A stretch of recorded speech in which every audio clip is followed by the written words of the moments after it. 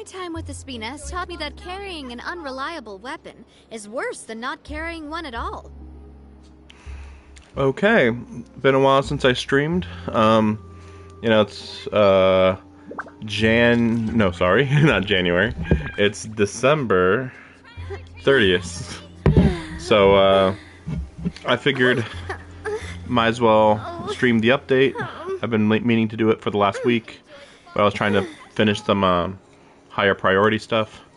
As you can see, I summoned Navia.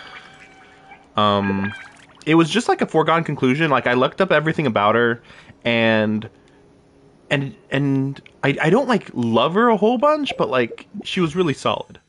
So I ended up using, like, I think that must have been 1600 quartz, or not quartz, whatever, 1600 of the currency, something like that, or no, 16,000 of the currency. So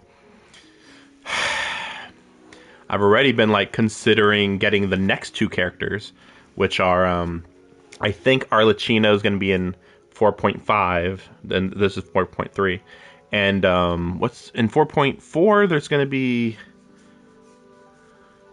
the policewoman. I forget where her Chlorinde, I think.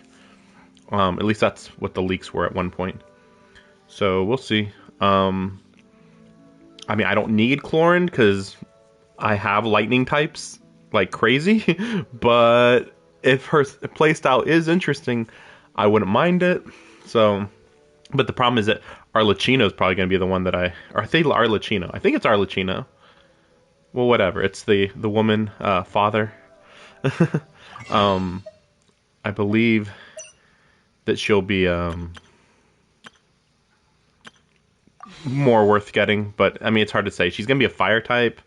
Generally, I don't need fire types, so it's really weird. But recently, so I've been doing a lot of upgrading, but now I'm out of XP materials, which is good. But yeah, look at this swagger. Like, I saw what I practiced with her a little bit, and I was just like, I just need her. And even if I stream this, like, it was a foregone conclusion that I was going to get her. I just knew that I was going to just keep summoning till I got her. The first one I got was... Who was it? Because I got a lot of stuff. Let me see.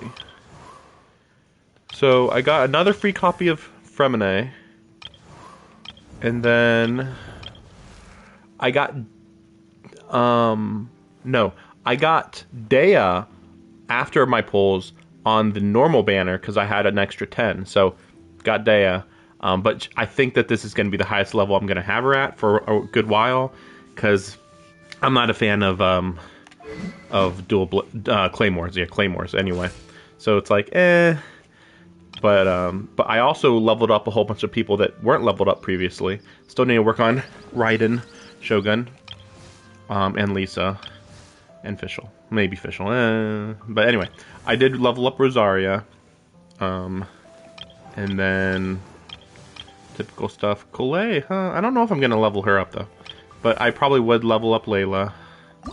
What is her upgrade material? Oh, right. Aeon Blake. Or Aeon Blight. Still need to level her up, too. Yeah, technically have to level her up. Cave, yeah. I thought there was... Oh, yeah. So, Chi-Chi, I got her on the, the 5-star that wasn't, Navia. On the max, on the pity, on the max pity, I'm pretty sure. And then after that, I think I got Navia in, like, 3 or 4 pulls. It still was a good amount more. I did get a couple more constellations here and there, but not too many. But yeah, I am planning for Chi-Chi to, at the very least, be a replacement for for Kuki, because as much as I like Kuki, which I don't like her that much, honestly, but you know, I like her okay. What if I don't want an electric healer, basically? I mean, I'm not a big fan of Chi-Chi either, but I was thinking that she is the person most likely to get an outfit, because they've been giving outfits to everybody who was the first 5-star in the game every year. So she's actually due, but we'll see. Like, they'd have to really blow me away for me to try to get her outfit. We'll see what the 4-star outfit is. I'd have to look at previous years. But yeah, so that's everybody. Oh yeah, constellation-wise, I think I got like a whole bunch of one person. Sorry for the noise. Oh yeah, I got a couple more of Rosaria. I think she was at 2, now she's at 5. So maybe someday I'll be like totally gonna use her a whole bunch. Maybe.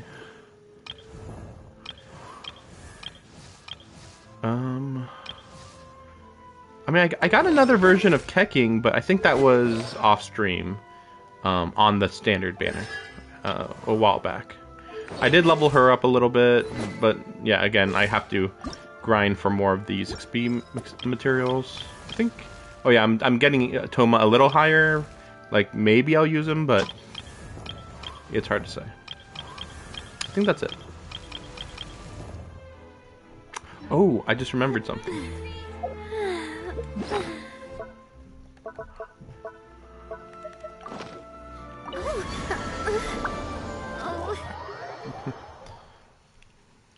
But yeah, I'm at home, my parents' home. That's why I'm in a different location. This realm. So just wanted to pick this up real quick. But this location is If you ever have. this location is the Fontaine teapot. If you haven't seen anybody else use it. I put some of these blue trees, just thought that'd be interesting. You know, the blue and purple trees. So it looks pretty okay. Nothing too crazy. I don't really invest much time in these, but it is nice to have Fontaine. It's definitely one of the better ones. The which reminds me, the area from here to here is you have to go through the water, so it's pretty cool. Pretty solid. I don't think I've actually been over here, but whatever. But yeah, it's pretty solid. Honestly, I've been kind of bored with Sumeru for a while. It was okay when I first saw it, but after seeing it a few more times, it was like, I mean, it's just big flowers, really. That's pretty much it. Navia's goal for her combat is just physical damage, from what I know. In fact, I don't think I have her set up much at all. Or no, I do have her set up. Sort of. I mean, not logically, but yeah. Oh, maybe I don't want this one. Well, yeah. I think I was more going for Elemental and Geo. Oh, yeah, I wanted Geo, that's why. But, I mean, couldn't I went for this one? No, I guess not. Well, maybe down here. Just wondering, yeah. Oh, yeah, because I don't hold on to Geo very often. Yeah, there's another. Yeah, so. I mean, I might go for it later, but I mean, Geo seemed pretty worth it. I don't think. I was thinking crit, but. Yeah, her crit everything is pretty weird. I mean, yeah, damage looked fine, but crit rate, not really. So, yeah, half built at best. But she's not level 90, so maybe, I mean, she's been doing okay when I use her. But yeah, this is my show-off team, where they're not built at all, but I really want to use them a bit more. Yeah, Zhongli, I gotta get to level 90. Same with Raiden Shogun. But yeah, I've been just working on getting upgrade materials. So here we go. We have the event, which is Roses and Muskets, and then Navia's story. we'll see how far we get today. Because I would like to do it today, but I'm starting a lot later than I was thinking because I needed to finish up a couple other things here and there. But yeah, so yeah, we'll see how far we get. I don't know anything about the event, so maybe I'll only do a little bit of the event on stream. We'll see. Seriously? But, Mr. Morris, I don't understand, sir. How can you only be telling me this now? I'm afraid that there's nothing really I can do. I'm really facing a crisis. But what about my film? Well, I'm afraid you'll have to come up with something on your own. Take it from me. Sometimes you just have to let things go. Same goes for this film festival.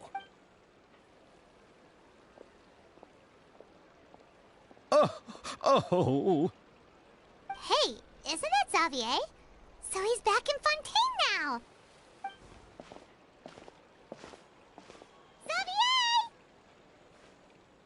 Oh, why, if it isn't the dear Traveler and Paimon. I really didn't expect to bump into you here at this time. Well, I was doing just fine until I received some terrible news just now. The investor I was working with for my upcoming film has fallen upon some hard times and is no longer able to provide the promised amount of funds. Can't you just find a different investor? Unfortunately, that's not how it works. We had signed an agreement specific to the Fontanalia Film Festival, stipulating that I cannot work with any other investors until the festival is finished. The Fontanalia Film Festival? What's that? Oh, is this your first time participating in Fontaine's Fontanalia Film Festival? Then allow me to fill you in. The Fontanalia Festival was established to commemorate the legendary Loch Knights, who went on a quest to search for the Oceanids, and eventually welcomed the Hydro Archonigeria. The holiday is deeply connected to the founding of Fontaine, as well as its unique laws and trials. It's one of the most important festivals for this nation. But what's with that weird expression on your face? It's like you're trying really hard to remember something. I was just trying to recall the exact description from the books, in order to avoid any unnecessary arguments over semantics. I usually try to recite things straight from the source. Well, either way, Paimon thinks she gets it now. It's just like the Windbloom Festival in Mondstadt, and the Lantern Rite in Lille. Yes, those are festivals of a similar variety. Who doesn't like a good festival? And just like those of other nations, Fontaine will hold a plethora of events around this time each year. To commemorate the Loch Knights, people will imitate them by putting on special costumes, raising golden cups, and going door to door asking for pure water. But a few years ago, Lady Farina started to find the whole idea a little drab, and so decided to change the part about pure water to sweets. That really doesn't surprise Paimon at all. The whole thing seems more akin to a carnival now, and it's quite popular among the kids. Every year you can hear a bunch of them saying, "Trial or treat." Oh, that sounds pretty fun. But how does that connect back to the film festival you mentioned? Yes, it appears I've strayed off topic. I just got too excited after seeing you. Let me get back to the point. The Fontanalia Film Festival is an event proposed by the Fontaine Film Association this year. Now that film technology has matured as a medium, it's the perfect time to introduce more people to the art form. During this time, people may submit films to be evaluated, and the entry with the highest score will be given the Farina Award by the association. The what award? The Farina Award. You know, after the Hydro Archon.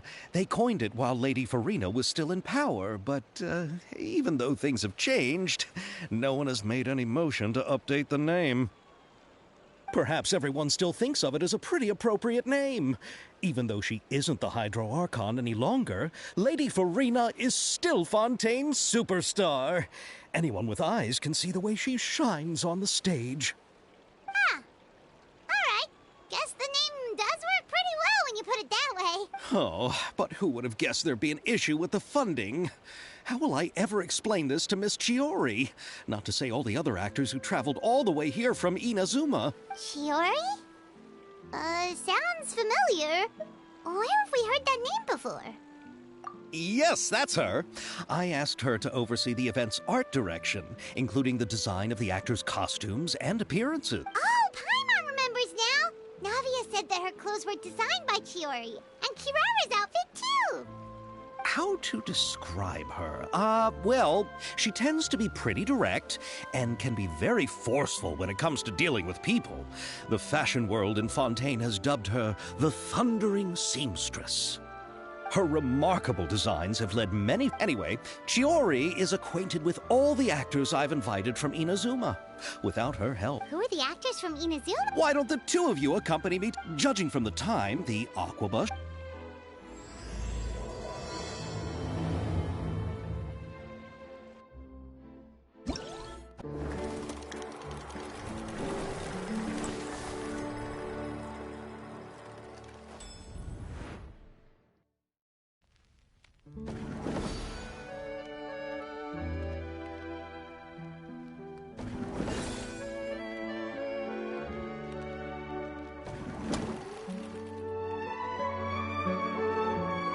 You know, as much as filmmaking and wait, what the heck?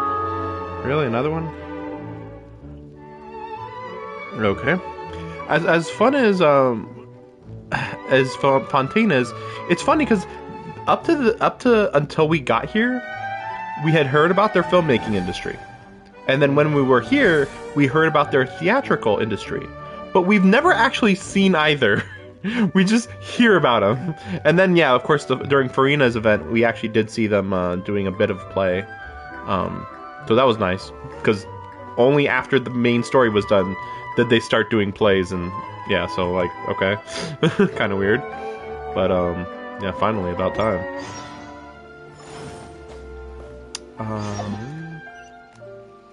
Let's see. Oh, that's nice. Convenient. So I can teleport right here, and this is where all the events happen, I guess.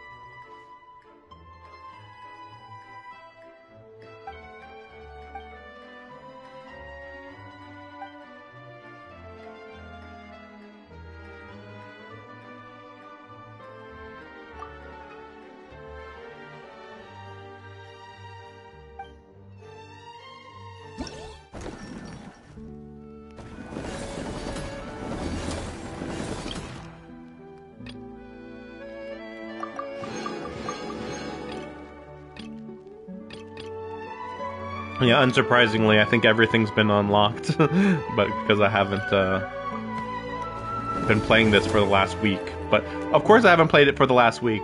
Freaking Christmas was like it took up like at least 3 days for me, like, and there's other stuff too.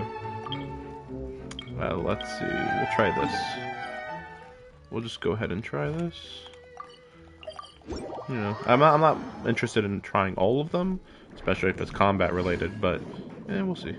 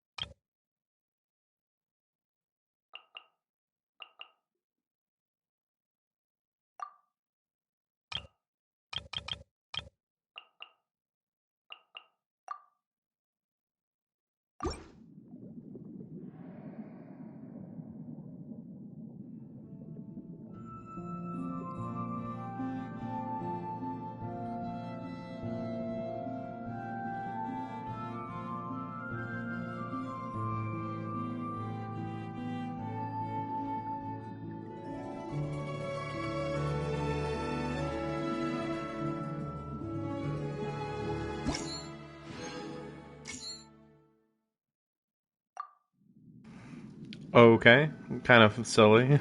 But I suppose when you only have 4 frames, that's all you can do. But yeah, I'll try it out on my own later. But yeah, I mean, honestly, for movie making, that's the best you're gonna get. And honestly, it wasn't too bad at all. Considering, it's a mini game. Okay, so yeah, unlock the other two.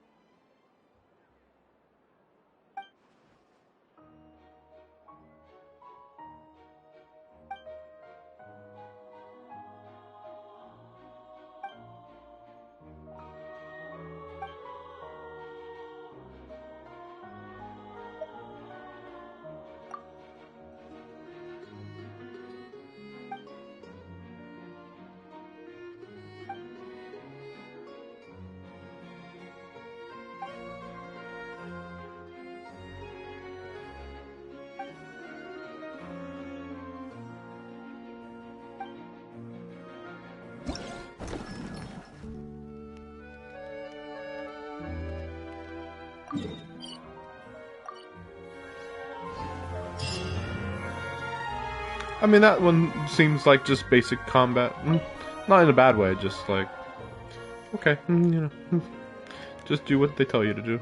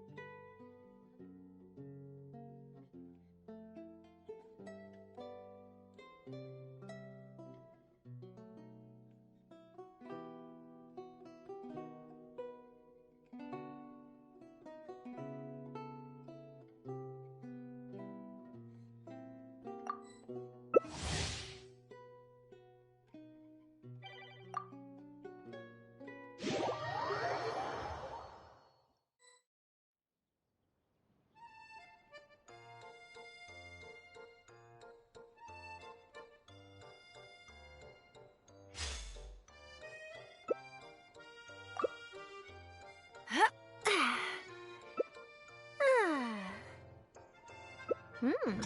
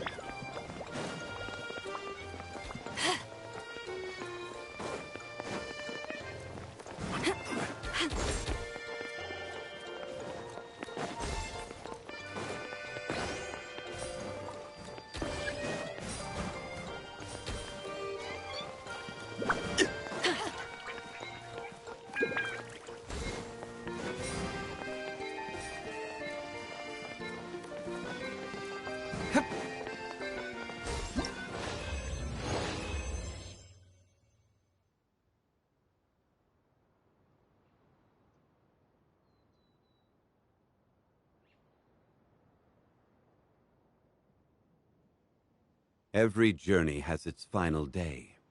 Don't rush. The steamboat.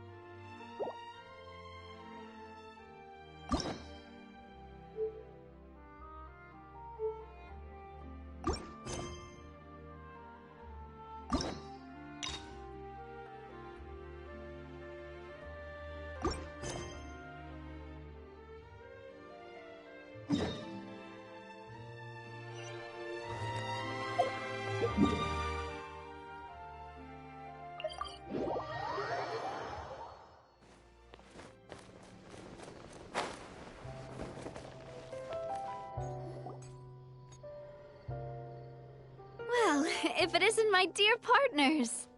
That voice! It's Navia!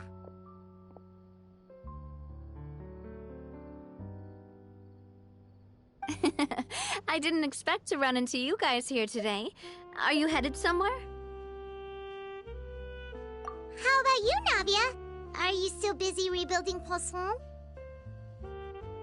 We've wrapped up most of the rebuilding, but there are still a few things left to take care of. Stocking up on materials, confirming construction timelines, discussing compensation terms with families affected by the disaster. Between all of that, I've been making a lot of trips between the court and Poisson. Well, though the victims have received relief payments from the court, in my opinion, as the administrators of Poisson, Spina di Rosula should take some responsibility as well. Our financial situation right now isn't the best, so all we've been doing is signing agreements for the damages to be repaid at a later date. Though just pieces of paper now, they demonstrate our commitment. They're necessary to restore the people's faith in us. Oh, spoken like a true president. You're a really responsible leader. That must be taking up most of your time, though, right? Oh, you bet.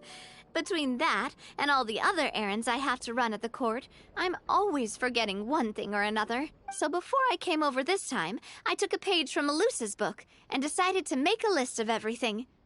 This way, it's easy to see which tasks you haven't checked off. And then, since Melus loved using shorthand, I decided to also follow his example and come up with some shorthand of my own. But after running a few errands in the city, I'm kind of struggling to even read my own handwriting anymore. That does sound like you, all right. So what kind of shorthand did you use?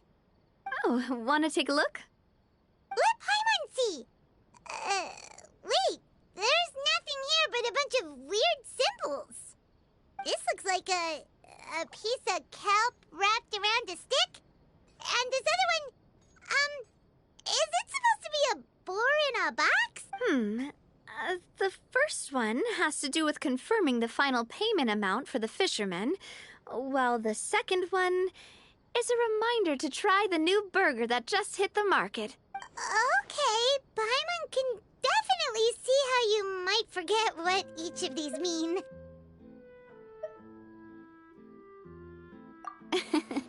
Thank you for your advice. These are the kinds of things you only really figure out once you've tried them out yourself. I thought that as long as I understood my shorthand when I came up with it, I'd be sure to remember the symbols when I looked at them later.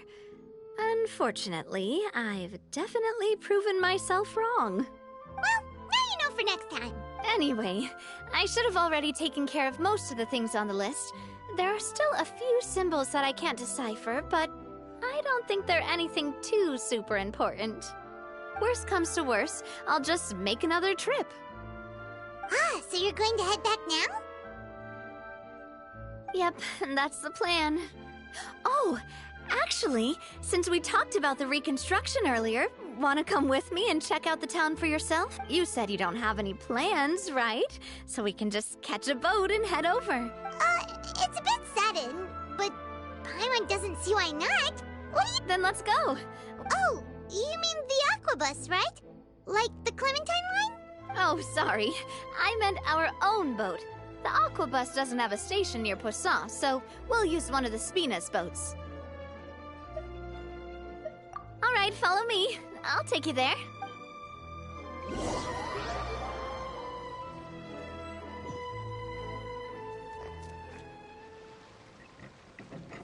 The engineer is still doing a few routine safety checks.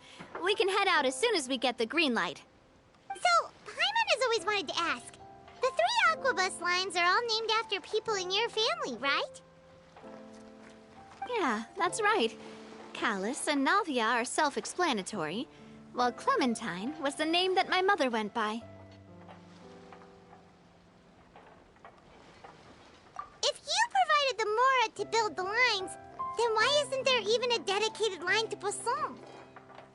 Spina di Rosula built all the lines, yet you still have to take a special boat just to go home. Paimon doesn't get it. Well, what I heard is that most of our businesses don't actually use Poisson as a hub, so there was no real reason to build a line straight to Poisson. You are right that it is a bit strange, though. If you've already committed to build 3 lines, why not just add a 4th? Yeah, that's what Paimon's saying. The Aquabus is so convenient, it's really a huge shame. Well, it is what it is. You know what my father was like. Even I often struggled to figure out what was going on in his head.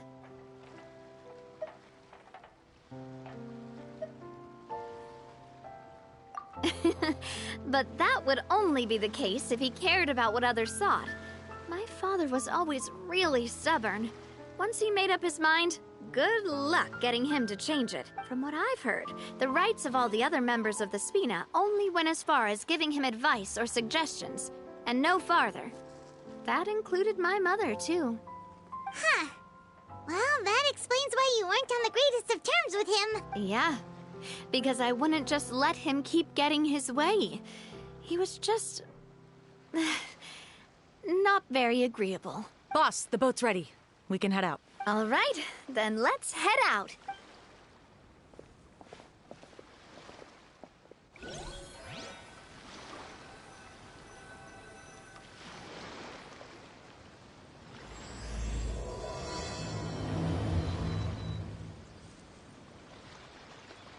It'll be a while before we get to Poisson.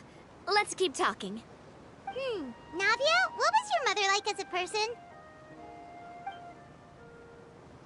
Oh, Paimon's sorry. She totally forgot that you mentioned before that she passed away during childbirth, so you probably don't remember her at all. That's all right. I've heard many stories about her from the rest of the Spina. They've always said that they were sure we would have gotten along famously. While my papa was stiff like a board, my mother was supposedly super cheerful and funny. Their complementary personalities allowed them to make up for each other's flaws. My father would run the businesses and expand our reach, while my mother would keep the peace and make sure that everyone was happy. Their work made sure that the Spina could grow and thrive. Sounds like they were not just a well-matched couple, but fantastic business partners as well. Yeah, but those are just stories and anecdotes after all. It's hard for me to piece together a more complete or intimate picture of her. But sometimes I'd still look at the Clementine line and wonder, would the Spina and Poisson still be what they are today had my mother survived? Silver once said that a name is a kind of inscription, a way to etch a memory into the world. When given a name, a cold, inanimate object can gain a completely new meaning. So, I will always associate the line with her in my heart. Over the past few weeks, I've also begun to appreciate how water can take in and hold our most intense feelings and memories, as well as how one may reflect on their past by watching the sea. I've lost many beloved people and memories to the sea. Even though I cannot stop for them and must continue to keep moving, the fact won't change that they existed in my life and gave me the reason and motivation to move forward. Of course, I still haven't really gotten used to a life without them. But I tell myself that I need to keep looking towards the future. Besides, I'm the president of Spina di Rosula.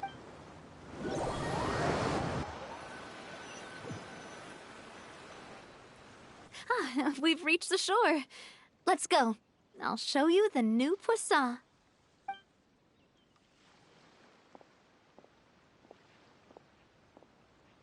Navia, do you think she's doing all right?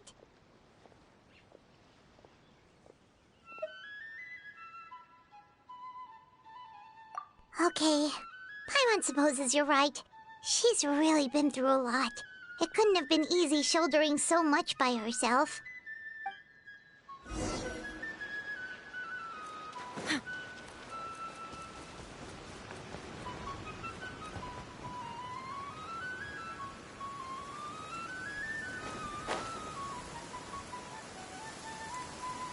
Uh-oh. I better find a way to keep my camera dry.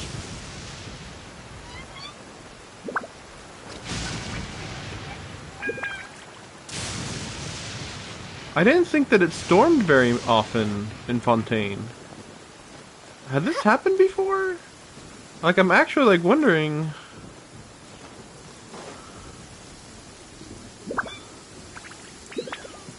I don't know.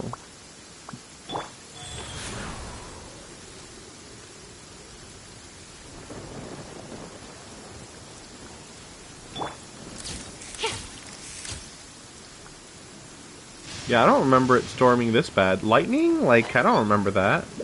Maybe it's just like, I mean, if it has happened, it's been like literally once or twice type of thing.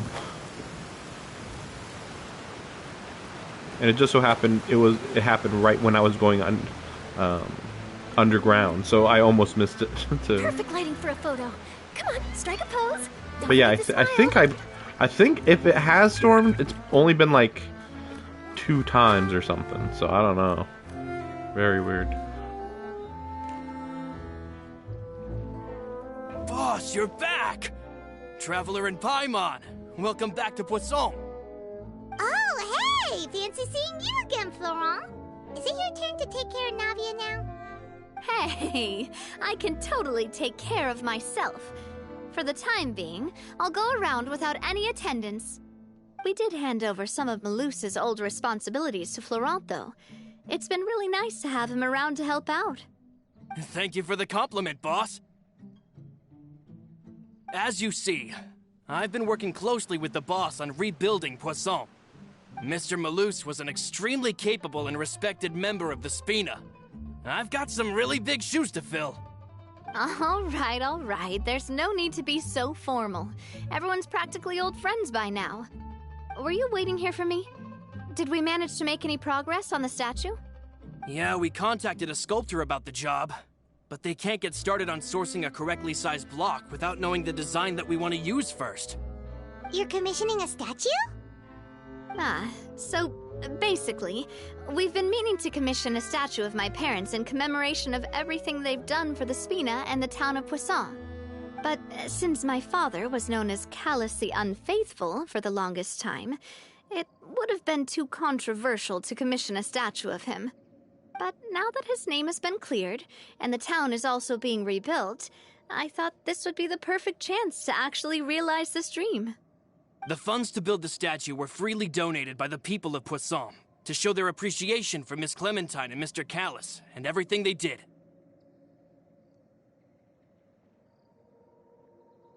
Me? I'm just the newbie president that's running around and causing everyone trouble. Maybe we can have this conversation again in a few decades, once I've done more for the town and the people. Hey, there's no need to be so humble. Didn't you just help save the entire country? I agree wholeheartedly. I also believe that Boss should have a place on the statue. Hey, if you keep inflating my ego like this, I might just float off into the sky with my parasol. Just kidding. There's no way that I'd accept that kind of compliment at face value. At a minimum, I'd have to match what my father did for the people. Thanks for the vote of confidence. I just don't think I'm ready yet. Anyway, Florent, now it's up to us to confirm the final design, right? Mm-hmm. We can ask the sculptor to start looking for a good block once we've decided on the poses for Miss Clementine and Mr. Callus. But we haven't had any real discussions yet on the possible designs. I feel like I should get a few promising designs first, and then send them over to you to review. There's no need for all that. Let's decide on a design right now. Hey, you! Come over here with me.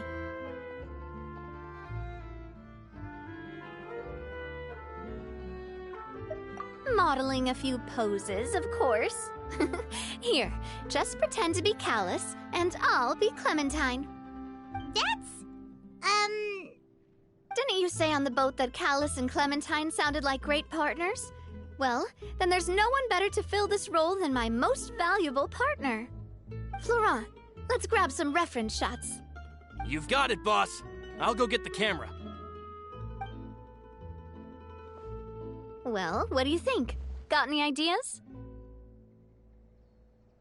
Well, I've actually discussed it a bit with Florent before, but I could never come up with any fresh or original ideas. It's probably because my idea of them is already kind of set in stone. So, I want to pick your brain for a bit and see if you can come up with some new and interesting ideas. I'm all good here, boss. Feel free to start posing whenever.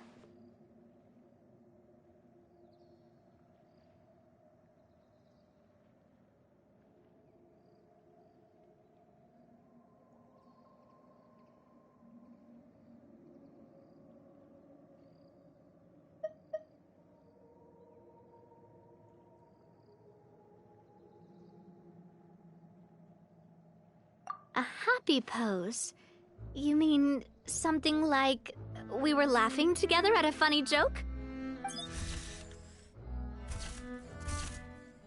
Would all that be able to come through with just a picture? Would we even be able to tell what they are supposed to be laughing about? Yeah, and that'd probably be a massive pain to sculpt as well. Could one of you try striking a pose like you're talking while the other one laughs?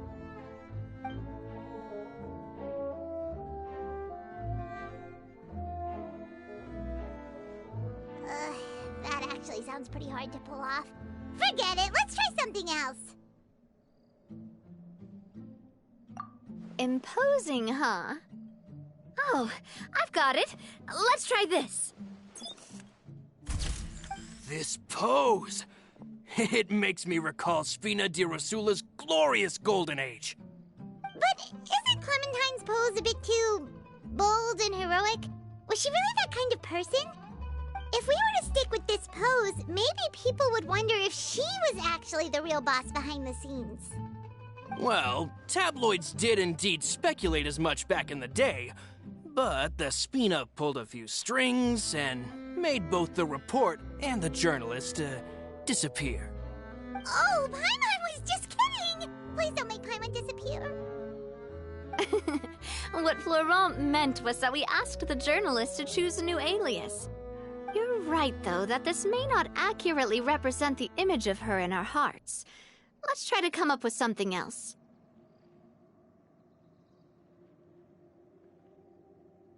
Ah, by that, do you mean as if we were standing on a boat and looking out at the sea? Sure, let's give that a try.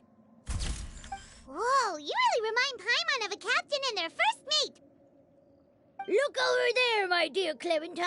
As you can see, every tree on that island is dripping with mora fruit. But there's something off with the composition. This pose makes Mr. Callus look too tall next to the lady. Oh, I see what you mean. Then let's swap. Well, Paimon is a fan. A statue like this would look fantastic on a boat. Wait, but we can't do that. Very few people would see the statue if we were to put it on a boat. This statue is meant to be placed in the town. But then, since we're putting it in the town, the whole point of the pose would be lost. Oh, okay. We'll try to think of something else.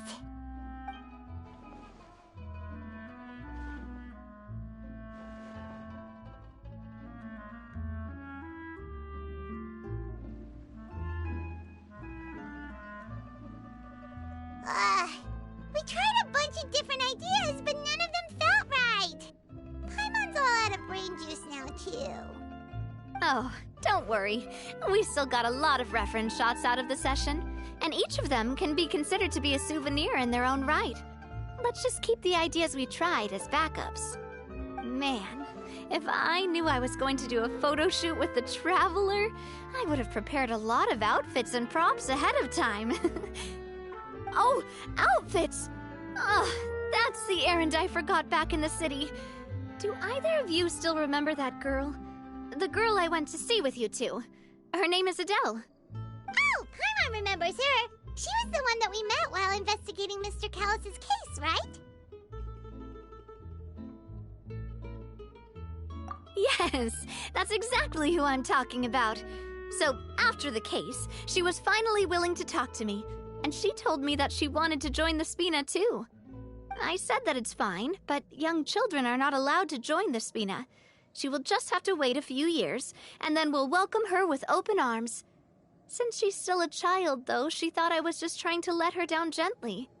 But how could I get her to believe that I meant what I said? In the end, I came up with an idea. I'd have a Spina uniform made and give it to her as a gift. But I got so busy and distracted in the city that I forgot to pick the uniform up. So I did forget something important after all. Don't worry, boss. I can send someone to pick it up right away. On the matter of the statue, we should still come up with a few more ideas for the design. I'll have to trouble you to source some for me. We could have just done that from the start.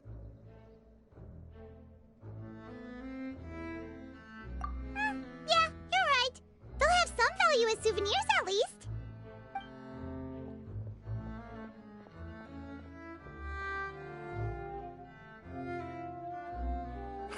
Navia! Florent, guess who's back? Huh? But aren't you supposed to... Oh, well, if it isn't Coulter. Back already from the Fortress of Meripede? That's right. I finally finished serving my time. Gotta say, turns out I was a lot tougher than I thought. After I got out, I immediately made a beeline back to Poisson. You could say that familiar, briny smell became a primal call, urging me to forget everything else and just come back home. You wouldn't believe how much I've missed Melissa's grilled fish. I dreamed about it every time I had to get a welfare meal down there underneath the sea. It's good to have you back, Coulter. You look as well as ever. And this guy is? Let me introduce you. This is Coulter, another of Spina di Rosula's members. He was found guilty and sentenced to the Fortress of Meripede some time ago. But, looking at it now, it was probably another one of Marcel's plots while he worked at the Confrérie of Cabrières. Wait, Mr. Marcel? What do you mean? He was involved in some sort of plot? Have you not heard anything at all about the water from the primordial sea case? Well, I know that Fontaine got flooded, but then the water levels miraculously receded. I thought that was all there was to it and didn't care to ask for any more details. Do you mean Mr. Marcel was somehow involved with all that? Oh, looks like we'll have to explain everything from the top. That case, a lot of things have happened in Poisson since then. First things first, let me introduce you to these two. They're my most trusted partners, and they've been with me through thick and thin. Now you could call them Spina di Rosula's VIP helpers. Oh, nice to meet you. I don't recall Navia ever generously complimenting anyone like that before, so you must be pretty amazing to get that from her. Yeah, we are indeed pretty amazing. But we've been cool since before we even met her. Humble again as always, I see. Even when I was totally sincere with my praise. Nice. Spina di Rosula always seems to attract great people. Oh, that reminds me. Where are Malus and Silver? Aren't they always by your side? About that. Coulter, a lot of things happened while you were gone. As you can see, even Poisson isn't quite the same as how it was before you left. They lost their lives, keeping me safe during the flood. What did you say? This isn't some kind of morbid welcome home prank, right? You're just scaring me on purpose because I don't know anything about what's happened. I'm sorry, but it's the truth. They weren't the only people we lost either. Many others, including Melissa, also lost their lives in the disaster. Malus and Melissa, dead. They're just gone? Malus, I was planning to give him a surprise gift once I ran into him again in town. I can't believe it. Hey, keep it together. Malus and Coulter were friends for many years, and even served on many missions together during the early days of the Spina. I can understand how he feels. Oh, let's sit down somewhere, so I can tell you everything that has happened while you were gone. Fair warning, there was a lot. Okay.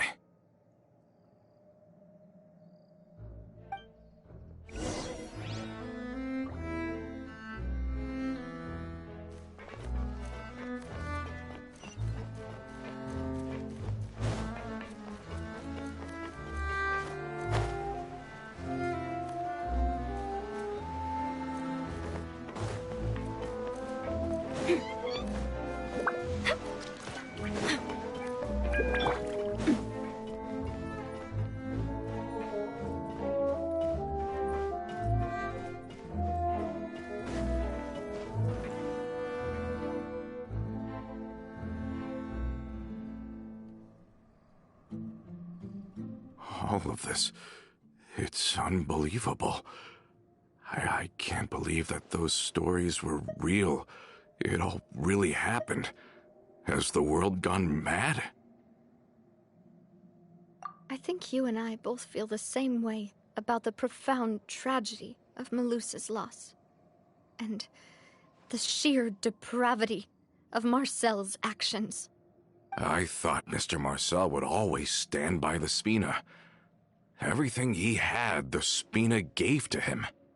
It's unconscionable to have received all that, and yet still plot to kidnap and dissolve you for his insane research. The good news is that the Confrérie of Cabriere is no more. Gone with them too is the entire synth manufacturing and distribution network. We finally closed the curtain on that long struggle. Are you sure? But if Marcel wanted to rebel against us, he probably sent word in secret to Romeu. Romu? Huh. Not a name I've heard before either. Florent should remember him. You see, there was once a major internal dispute regarding funding the construction of the Aquabus lines. Romeu was the leader of the faction that thought such a vast sum of mora would be better spent improving the town of Poisson. But Mr. Callis believed that an opportunity to collaborate with the court of Fontaine and the Fontaine Research Institute was hard to come by, and would allow us to build many valuable relationships. Not only would the Aquabus be a good business investment, it would also boost our reputation among the general populace, eventually paying us massive dividends down the line. But the two couldn't come to an agreement. Romeu ended up taking a lot of people with him when he left Spino di Rosula altogether, and the split was on extremely bad terms. Ugh. And with Papa's stubbornness, I can definitely imagine how it must have gone down. And of course, when he was suffering the slings and arrows of outrageous injustice, those relationships that he spent a fortune to build didn't help in the least. Yeah, you could say it was the price he paid for sticking to his beliefs.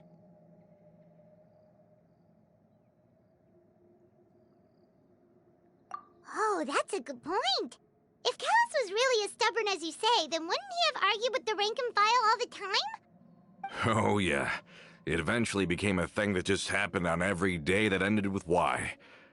But Navia, boss, you might not know this, but he wasn't always like that. He used to be a lot better with taking counsel.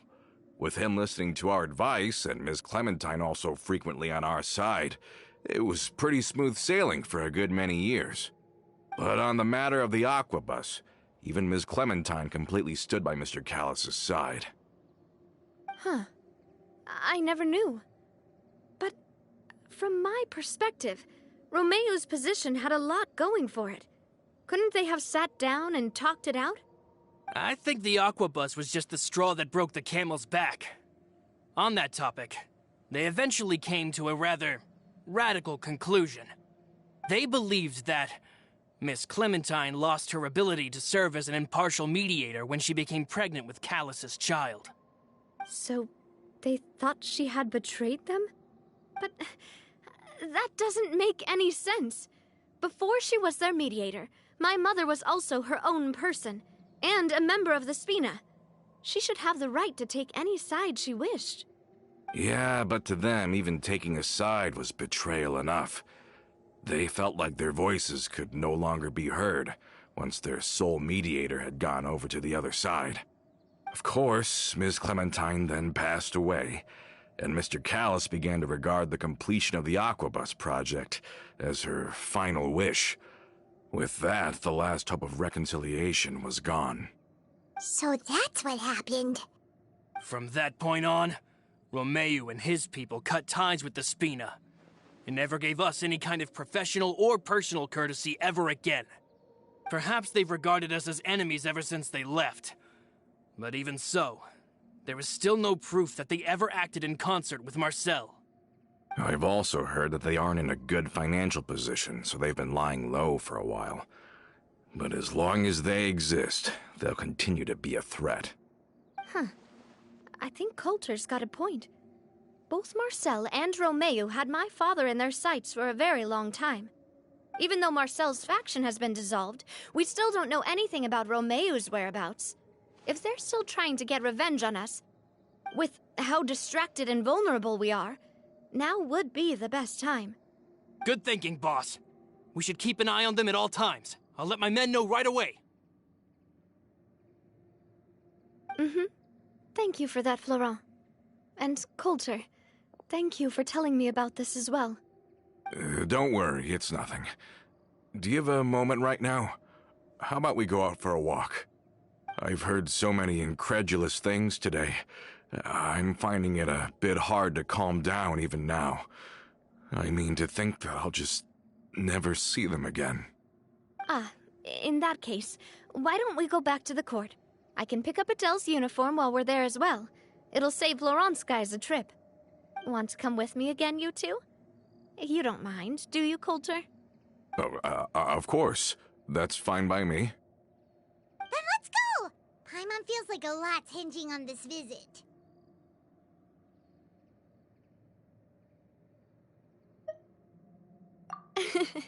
We really are the best of partners. Come on, let's go.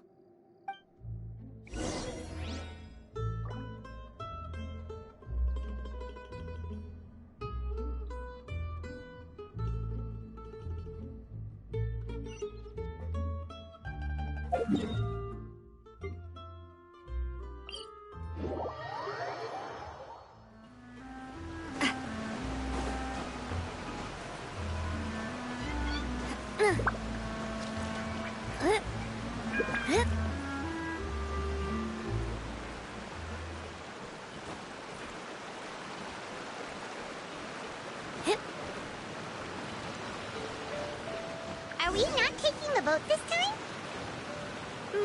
It's nice to walk from time to time, isn't it? Think of it as something like a hiking trip. Once we're there, we can stay a few days before we return. Sounds good. I haven't walked this road in a long time.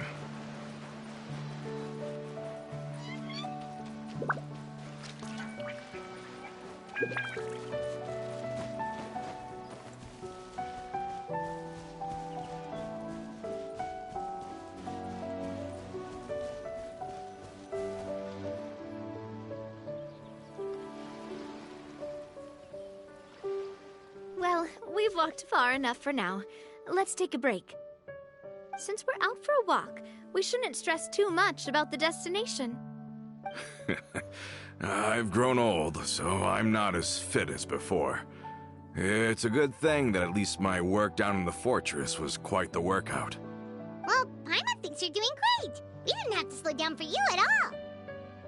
Back in the days before the aquabus lines were built, we often had to hike north with our goods, then catch a boat to the court. Malus and I must have traveled this way hundreds of times. When we were tired, we would lay down for a while on the grass, and when we were hungry, we'd catch a fish or two. The spina was still on the rise back then. Mr. Callis was generous, and everyone had the chance to strike it rich, so of course we all worked really hard. And now, in the blink of an eye, the aquabus lines have been built, and this road has fallen into disuse.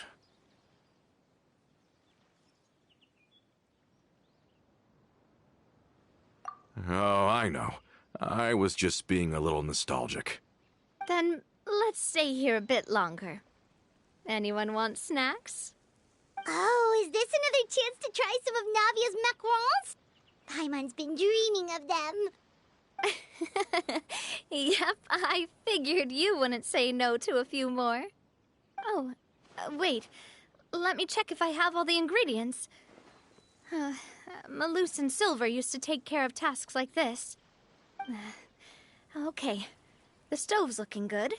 And as for the ingredients, seems like we're all out of flour and sugar, the two most important ingredients of all.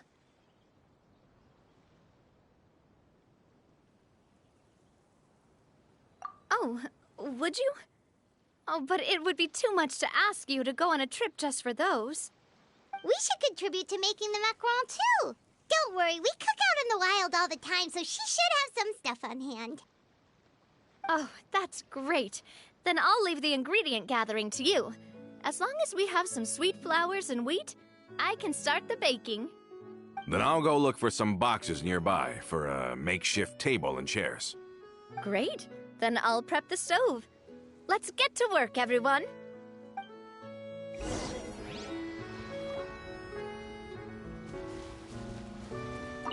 Ah, how did it go?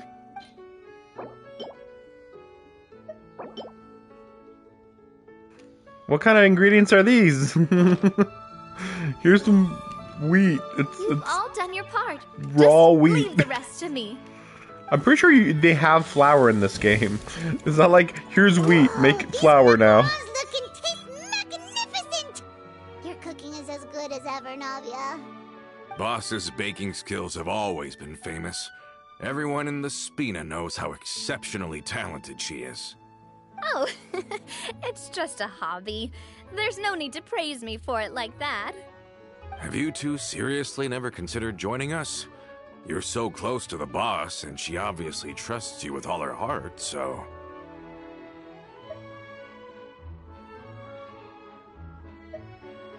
I see. Is that why you have to always stay on the road? You just happened to walk in on our little reunion. It's actually been quite a while since we last spent time together. Adventurers never stay in one place for long. The name of Spina di Rosula would just tie them down. Besides, after everything we've been through together, I'm sure our hearts would remain intertwined even if we found ourselves on opposite sides of the world. Even if Paimon was far beyond the horizon, she'd still remember the delicious taste of Navia's macaron. I understand now. Then I am very lucky indeed to have been graced with the chance to meet the two of you. I will endeavor to make the most of this short yet fortuitous encounter, and enjoy every moment we spend together. We've got no wine with us, but let's still toast with water, in celebration of this moment.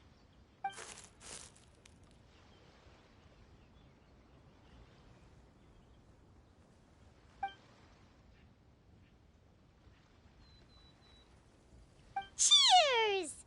Hey, what are you doing? Quick, join in on the toast!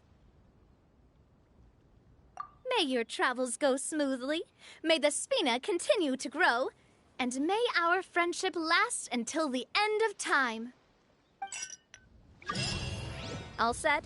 Let's move out then. I asked some old acquaintances in town to make Adele's uniform, so we should be able to pick it up right away.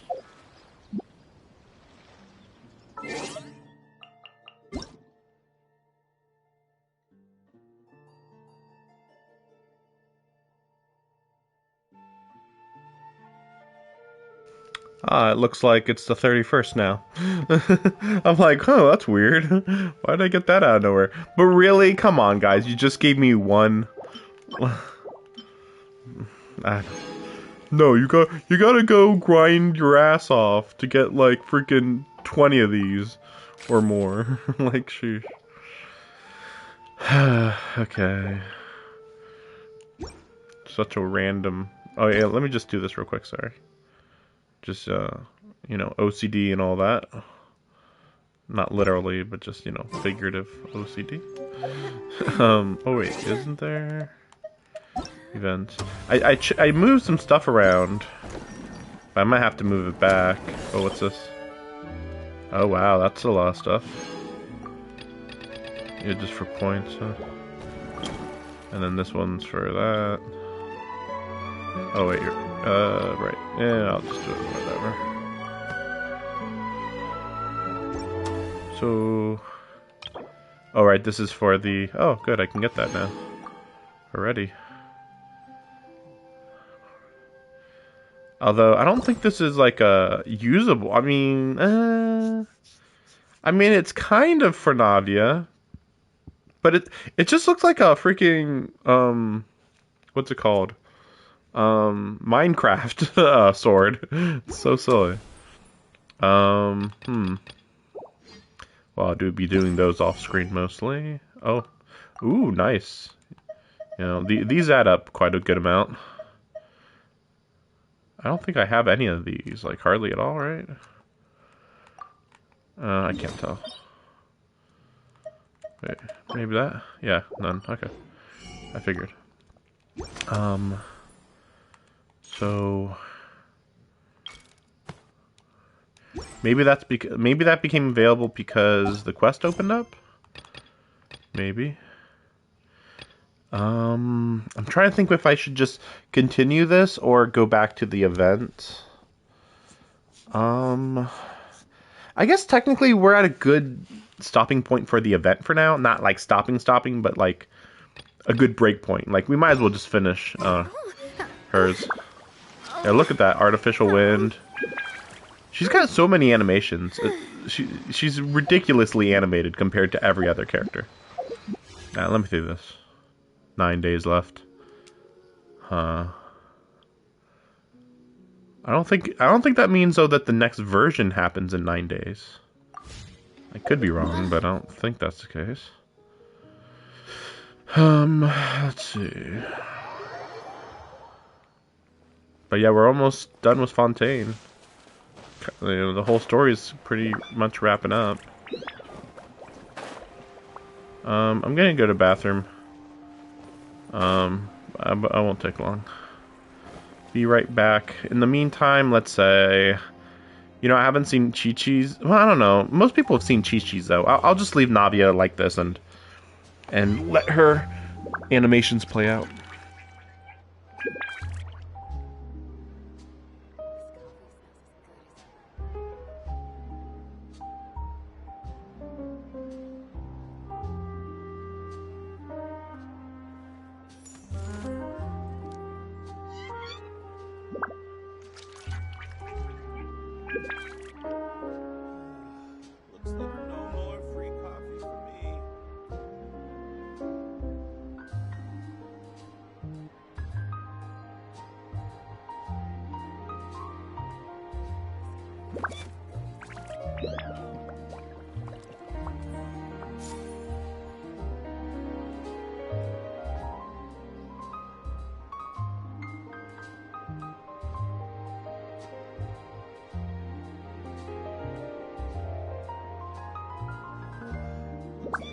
I do love Spina di Rosula's logo.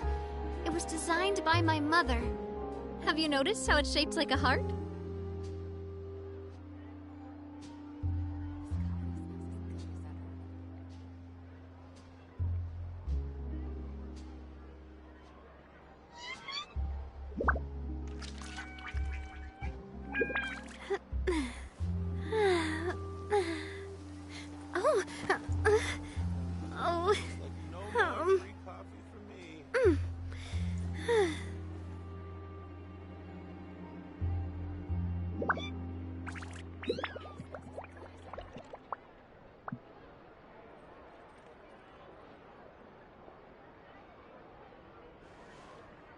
I haven't gone camping in ages.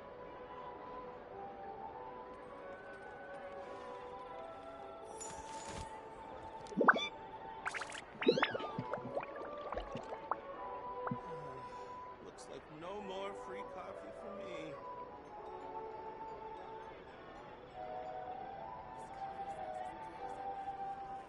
I haven't gone camping in ages.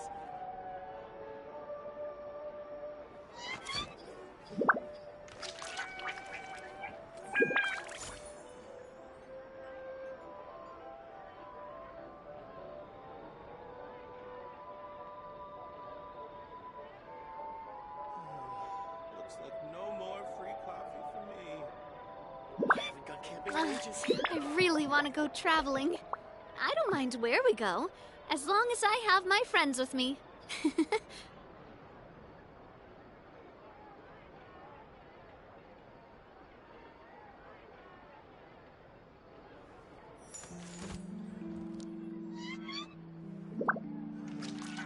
like no more free coffee for me.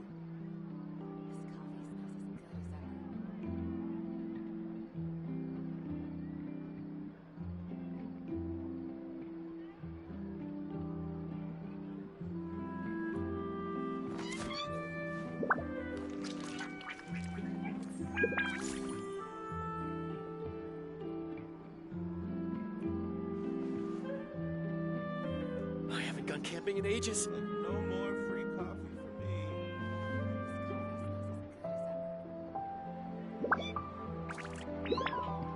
My time with Espina has taught me that carrying an unreliable weapon is worse than not carrying one at all.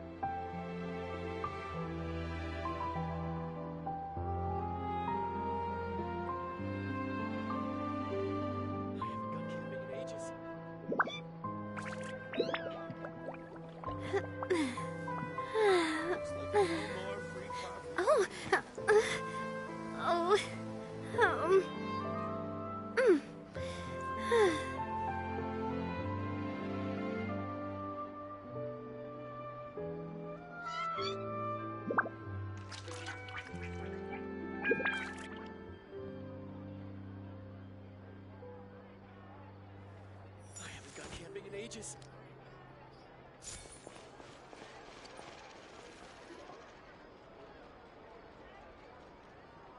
Hey there, Ludovine. How's business lately? Ah, the Demoiselle of Spina de Rosula. I must say, your generous patronage is the one thing keeping me from going bankrupt. Nonsense. We all know what a talented businesswoman you are. No, and don't forget, she's the boss now. My mistake, my mistake. I just got so used to calling her Demoiselle. Are you here for the uniform? Yep. I forgot to drop by earlier when I was running errands around here. I didn't expect Demoiselle to come and pick it up in person. It's just a uniform after all. Any of your folks could have come instead. Navia's always liked to take even small things seriously. Hey, that's not the only reason I'm here. We mostly just needed a walk to clear our heads. There are few things more uplifting than taking the first step on a new journey. Boss has got a point. Going on a trip with friends is always better than staying cooped up at home. Very well. Please, wait here while I retrieve the uniform for you.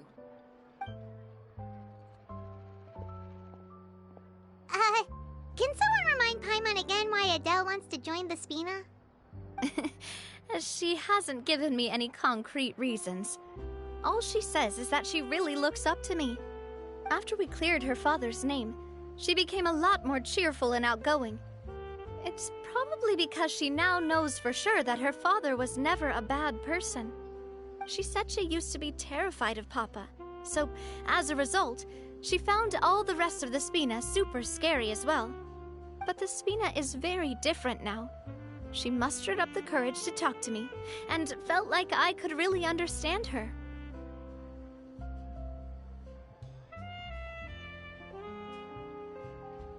Yeah, you could say that.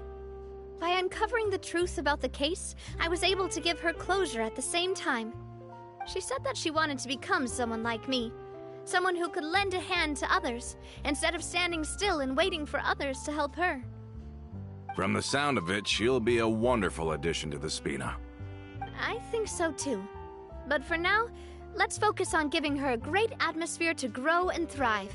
She can commit to us once she's older, and can really make that decision for herself.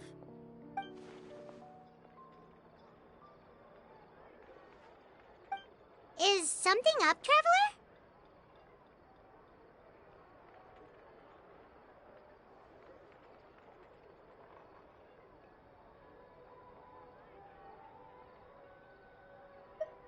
Huh? Tailing?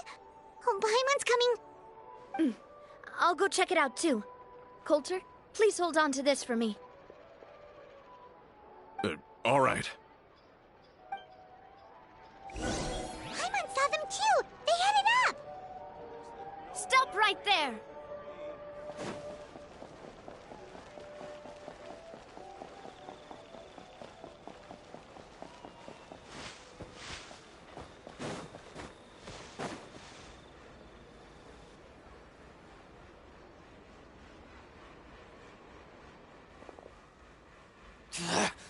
We knew you were going to be difficult!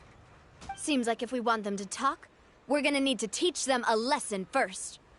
Brothers, there's no need to skulk in the dark anymore. Let's take them out!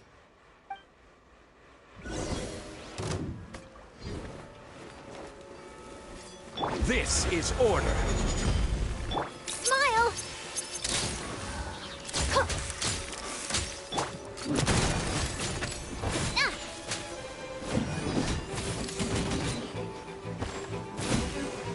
Life goes on. Hard-hitting exclusive! Hey there! Watch it! Now, talk. Who are you? And why were you tailing us? Don't think we'll let you off easy if you keep silent.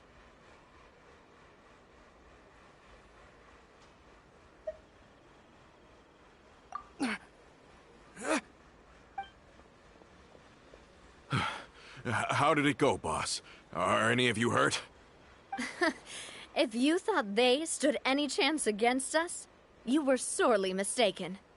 Anyway, stop playing tough and start talking. There won't be any room for negotiation once the Maison Gardiennage gets involved. We're looking to get vengeance on Spina di Rosula. We were discovered, and can't beat you in a fight. We admit it. We lost. Get revenge? Wait, you're not Romeu's followers, are you? You actually know that name? But if you do, then surely you should understand why we hate you so much. Secret stuff. They don't actually know. Or like, you stole the money to make the lines or something. I don't know. We'll see. Indeed. You haven't got the faintest hope of winning right now. We were out drinking when we saw Navia. We got so angry we decided to follow you guys and look for an opportunity to really mess up your day. Too bad you guys messed up ours first. Huh? You're pretty sharp, but so what? We didn't do anything. And now it should be pretty obvious that we can't do anything to you anyway. Seeing you like that just really ticked us off. And we let the drink go to our heads. Listen, Callus is long dead. No matter what happened in the past, I want to be able to start things anew. I am the current president of Spina di Rosula. If your boss wants to talk with me, I'd be happy to meet with him. I won't press charges for your attack. That should also help demonstrate my sincerity. I understand. Thank you. I'll let our boss know. But if you so much as think about pulling something like this again, I won't be so lenient next time. Understood? All right. We get it. Come on, let's go. Are you sure it's okay to just let them go like that, Navia? I don't want to inherit my father's grudges, too. Moreover, when it comes to the Aquabus, I don't think what my father did was entirely correct either. If the other side is willing to talk, I'm happy to open the door for a reconciliation. Opportunities for new beginnings are all around us. I support Boss's decision as well. The concept of an eye for an eye is a primitive practice that has no place in today's Spina di Rosula. Yes. Plus, we already know that they're strapped for cash.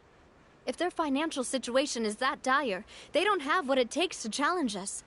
So this may be the best time to talk. I still think we should keep an eye out for Romeu's folks, though. If he decides to ignore the warning I gave his men, then we could still have a fight on our hands.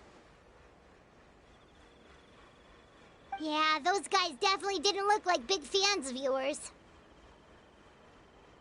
I'd rather things not go that far, since, though we haven't talked to each other for years, once upon a time we were all a part of the Spina di Rosula family.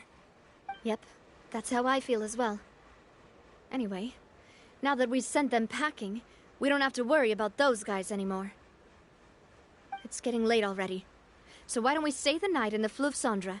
We can head back to Poisson tomorrow. I'll also ask someone to write Florent a letter and inform him of everything that happened here today, so he can increase security around Poisson and be on guard against any suspicious individuals.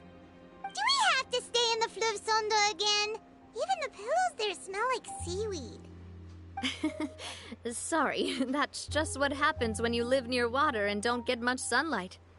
Poisson's pretty much the same though, so I've long since gotten used to it. We can still go out in the evening for some grilled fish and drinks though. Bet you there'll be people singing sea shanties too. How does that sound? Huh. That does sound pretty cool. Okay, Paimon's on board now. Let's go! Paimon wants to sing too!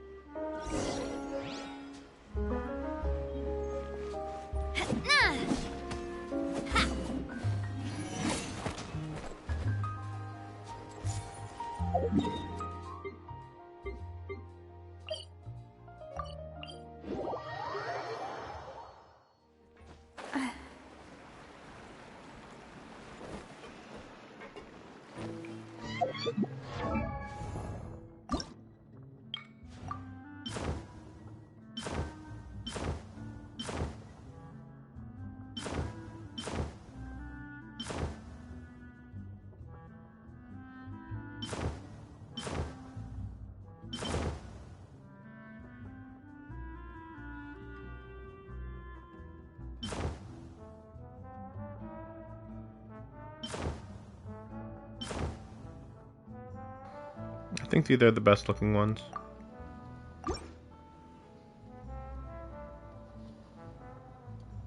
I think, yeah. I was just thinking, like, I think I got some stuff here actually. She's the highest priority right now for improving. Which reminds me, I don't think I've looked at my talents. I believe this is the most important one. Yeah, but it looks like, yeah, huh. I mean, this one's good too. It's just this one's the one that you use like constantly. Is there anything special here? Oh yeah, I don't. So this is her healing, I think. But I kind of would have to have energy regen on her first and foremost, and then this is just the same thing as the Dendro Archon, I think.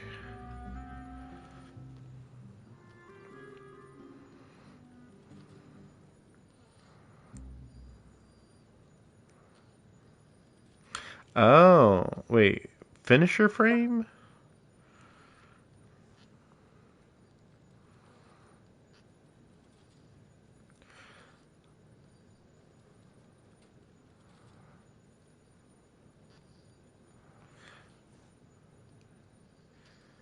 What's that mean? So, like...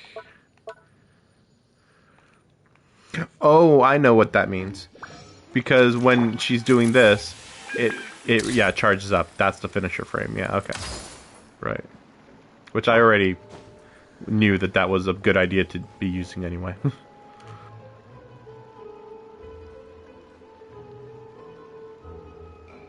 back here really does feel like this place is starting to grow on Paimon. If you think about it, it would be kind of weird if the Spina's base at the court was some super luxurious building like the Palais Mermonia. Totally. Right on the money, Paimon. Although, of course, with the continued growth of the Spina, Papa wanted Poisson to eventually grow into a metropolis, not unlike the court. He was a very ambitious man, who rarely looked behind or beneath him. For better or worse, that always made him stand out from the crowd. And that's also why people hated him just as much as they loved him. All right. Why don't you go wait for me at the restaurant? I'll go do some prep, and I'll get someone to tidy up your room while I'm at it. You can use the same room as last time. You still remember the room number, yeah? Yep. Kinda hard to forget when there are only so many rooms here after all. Oh, did I just hear someone taking a dig at Fleuve Cendra? I'll tell my guys to stuff your pillows full of actual seaweed right now. Oh, Paimon, sorry! Please have mercy, Navia! If you do that, then Paimon really won't be able to sleep at all! I was just kidding.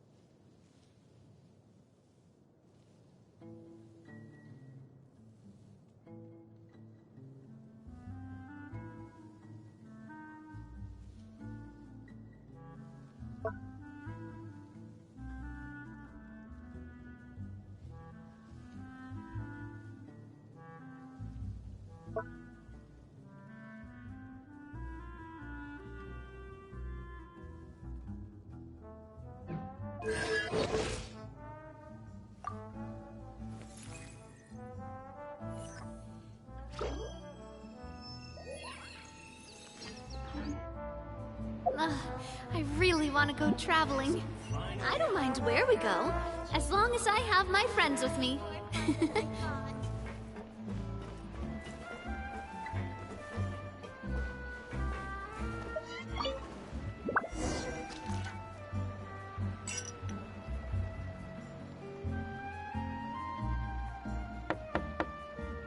Hello? Are you asleep yet? Oh, no, not at all. I just figured that since we don't get to enjoy nights like these very often, we should try to enjoy it to the fullest. Wanna go fishing? I've got some rods and lures ready. Oh, so that's the prep you were talking about. Sure, we'll come. Hopefully I didn't wake you or anything. I knew it! You really are my best partner. Okay, let's go. To the fishing spot.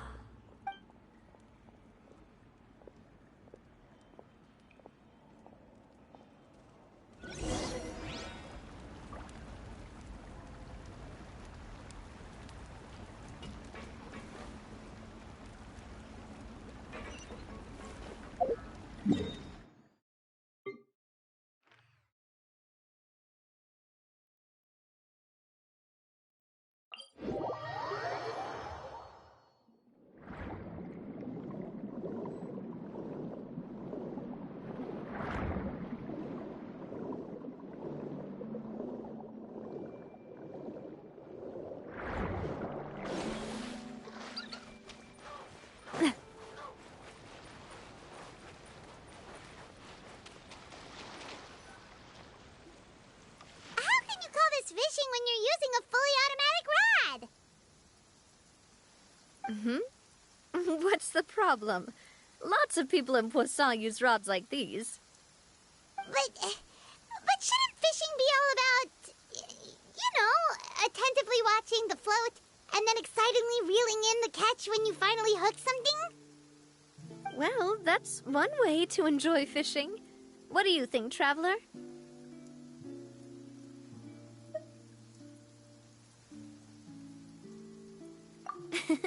That's how I feel as well. To me, I'm happy as long as I catch some fish.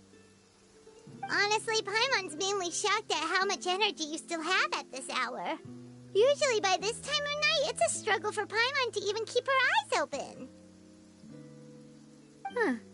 It might just be something that runs in my family. That's a thing? I'm sure you'd get even sleepier if I delved more deeply into it. Anyway, I was just thinking about how grateful I am to my mother, as well as the rest of the Spina. My father always had a lot of unrealistic expectations for me. But the more that he tried to get me to become like him, the less I wanted to listen to what he had to say. My mother never had those kinds of expectations, though. I've heard that she had only one wish for me, which was that I would have a happy and secure childhood. All the members of the Spina greatly respected her wish, so no matter what I did as a child, they were happy to humor me. Can you imagine? Whenever my father wanted to scold me for something I'd done, everyone would form up into 2 rows and just stand silently and listen to him rant. Malouse and Silver were always there too. No matter what Papa yelled, nobody else would say a word. Eventually, Papa must have recognized scolding me over trivial matters was pointless, because he eventually stopped getting on my case so often. Paimon would have never guessed. Yeah. Looking back on it now as an adult, I can hardly believe how patient and kind everyone was. When I was young, I often thought that I could do whatever I wanted, because there'd always be someone there to clean up after me. But once, I saw Malouse come back wounded. He wouldn't tell me how he'd been injured, but I could tell it had something to do with me. I learned then that there's always a cost to making a mistake. The more you care about those around you, the more you should care about doing the right thing to the best of your abilities. Because if you do falter, there'll inevitably come a time when you'll have to face the consequences. And when that time comes, those most precious to you really will throw themselves in front of you and pay the price for your mistakes. Sorry. I shouldn't have brought that up. I wasn't planning to talk about sad things tonight. Basically, I was just saying that the nurturing atmosphere of the Spina must have been my mother's legacy, rather than my father's. And if that's the only way that I can continue to feel her love, then I'd like to pass that warmth on. Is that why you let those guys go today? Mm-hmm. Although, maybe there's a part of not wanting to repeat the mistakes of the past. I want to be reasonable, at least. Hey, look! I think you've got something on the line!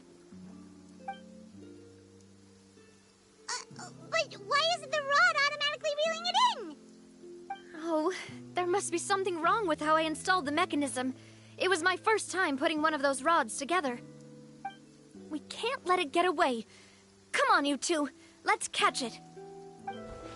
You want Paimon to help too?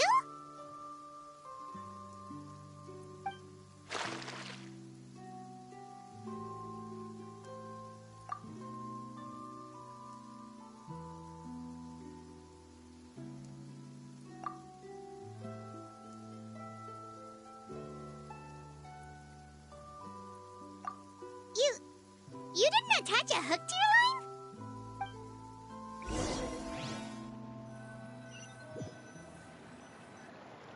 Stop wasting time! The boss ain't gonna wait all day. We'll go ahead with the operation tomorrow. Do with that information as you wish.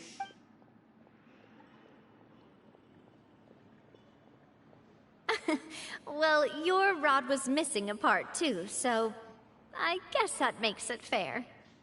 Well, if we're just talking about the number of missing parts, sure. Oh, never mind. Paimon really can't keep her eyes open anymore. All right, go to bed. I had a great time today. See you tomorrow.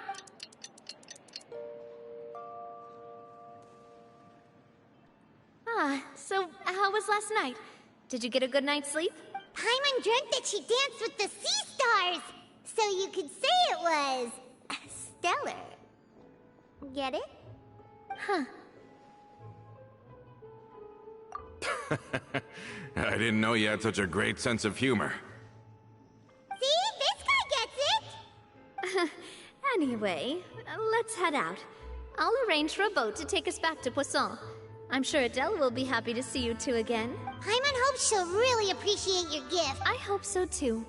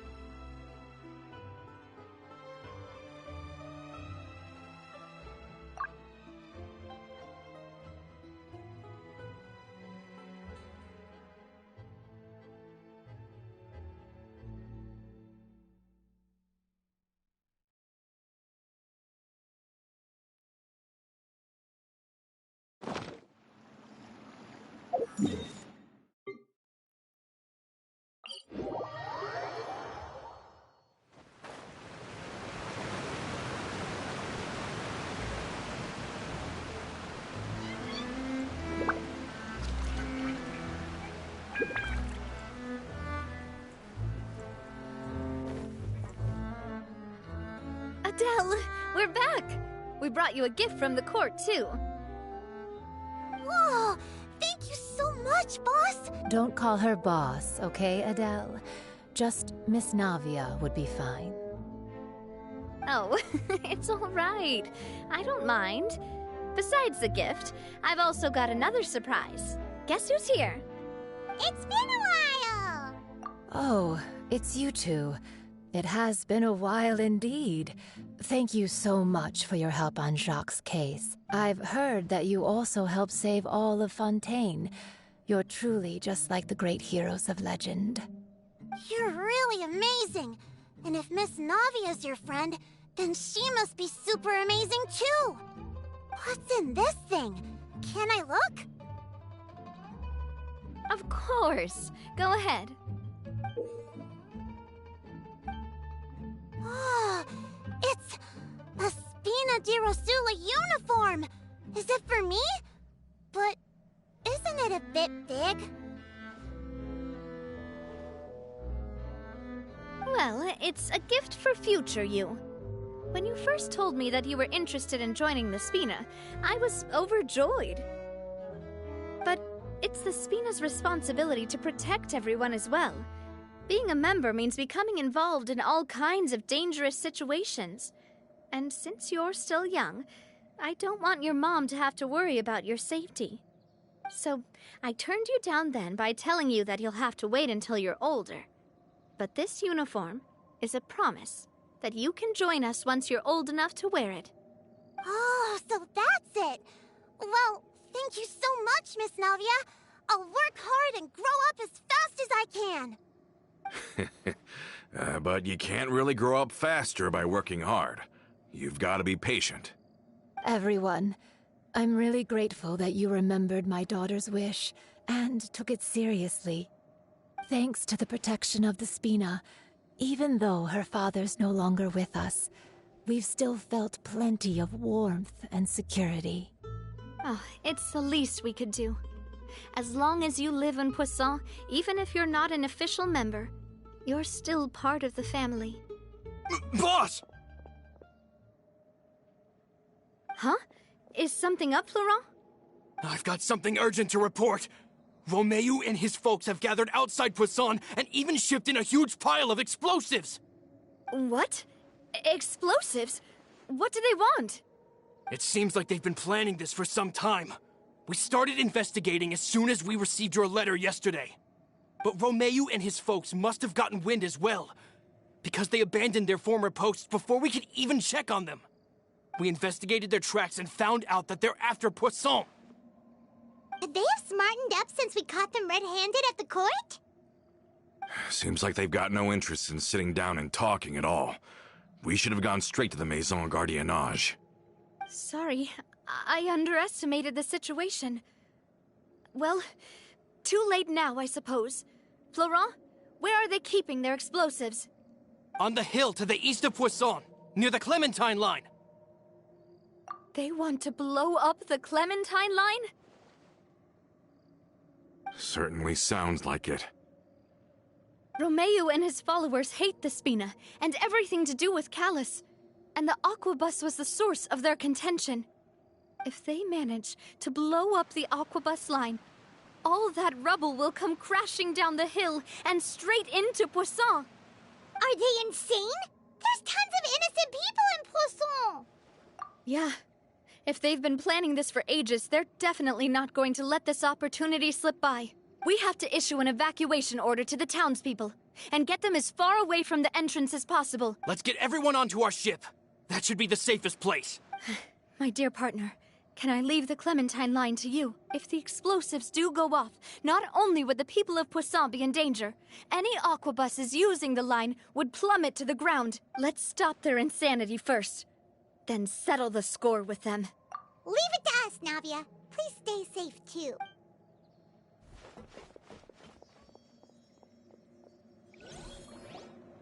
Let's go, you two. We've got to act fast. Miss Coralie, please take Adele to the ship.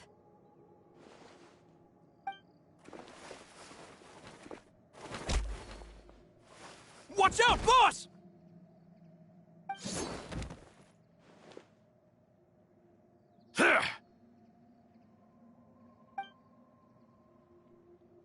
What do you think you're doing, Coulter? I thought all the annoying little hindrances had left, but I still couldn't get rid of you. You mean this was all a trick? So that you'd be left alone with me? Coulter, are you with Romeo too? Oh. I get it now. You knew about their plans all along. You only told us they were doing badly so that we'd drop our guard. Not quite. Though I share their positions on some issues, I've never cared for his more radical ideas. And that's because, out of the entire Spina di Rosula, I only hate you. Only you, Navia. You better stick close to me. Romeo promised me that he would leave Poisson alone if I could just take you out. But it was like you were glued at the hip to that pesky traveler. You never gave me a chance to make my move. Romeo has lost his patience. I didn't have to be here today, you know. But I swore that I'd kill you, even if it meant being buried with you in the rubble. Why? Only someone as clueless about the past as you would ask such a foolish question. You never saw the heyday of Spina di Rosula, nor did you ever live through the golden age of Poisson. But I saw it all with my own eyes, and then I had to watch it all die, little by little. And it was all because of you, Navia. Clementine died because of you.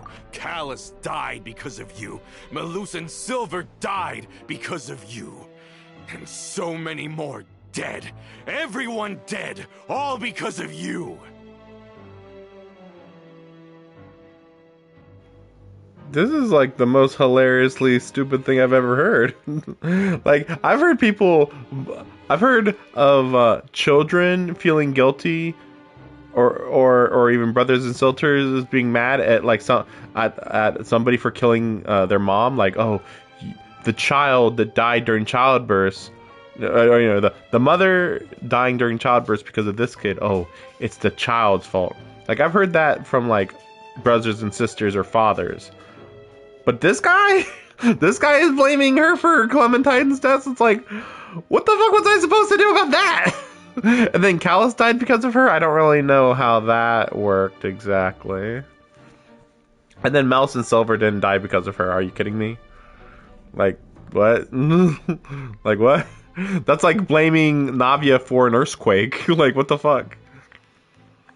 But no, otherwise it's a good twist. I mean, I saw it coming because it was like, this guy's a little suspicious because he just left jail. Probably be a little suspicious of people who leave jail. You know, just a little suspicious. So the shock and grief you showed us before, that was in Act 2? No, that was his real feelings. Now you're catching on.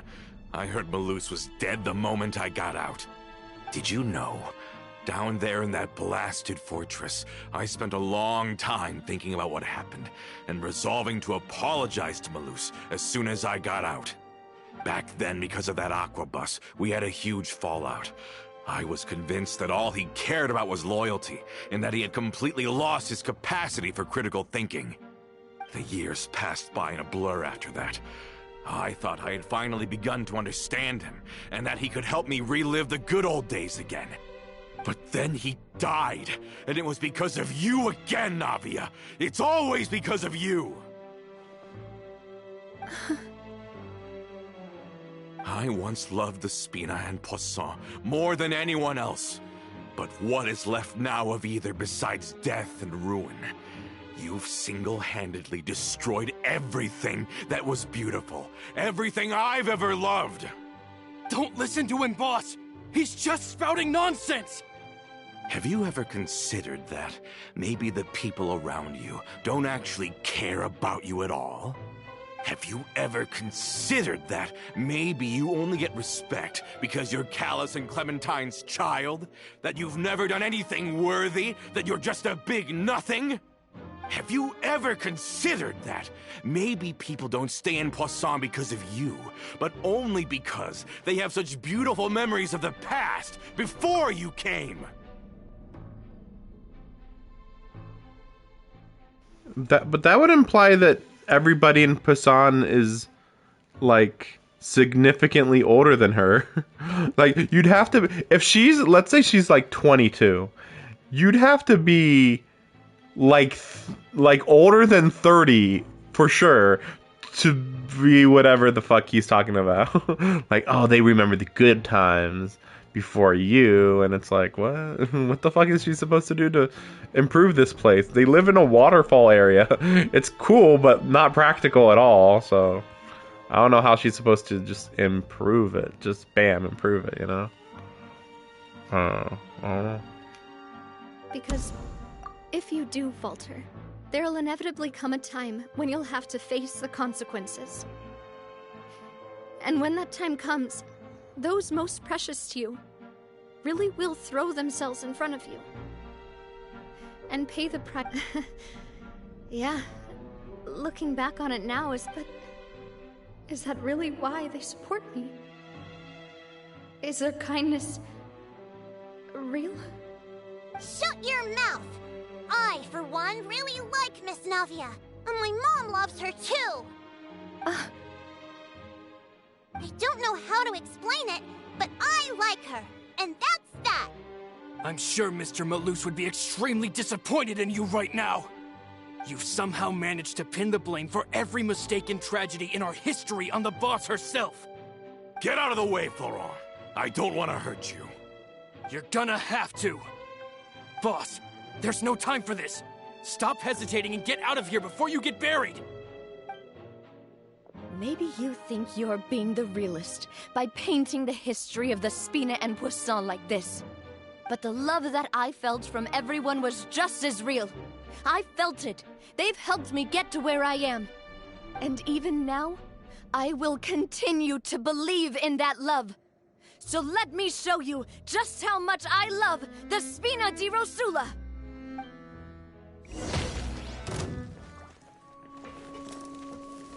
Feeling lucky?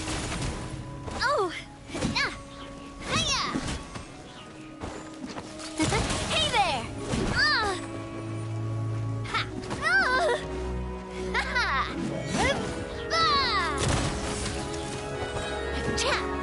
Fire! Well, with rocks.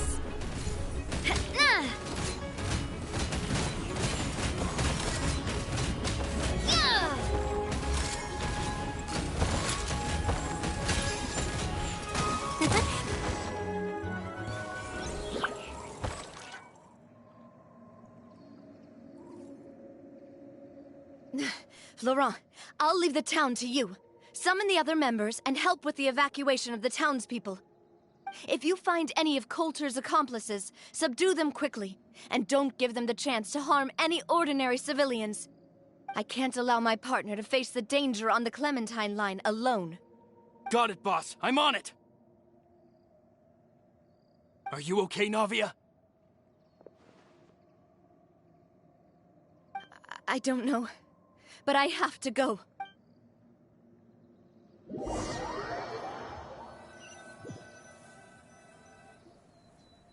Let's hurry up there! We have to protect the Clementine line! If they're gonna blow up the waterway, they must have planted the explosives next to the support pillars.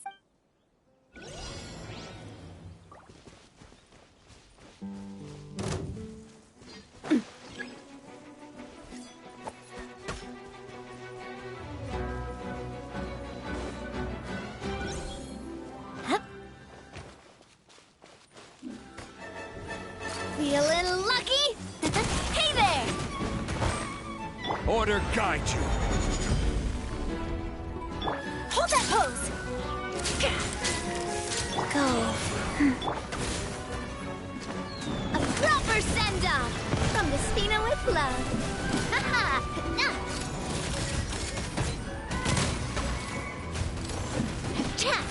Smile!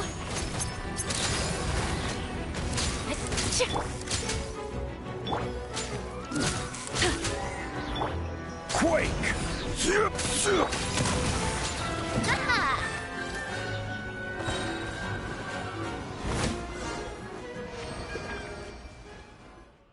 These must be the explosives, right?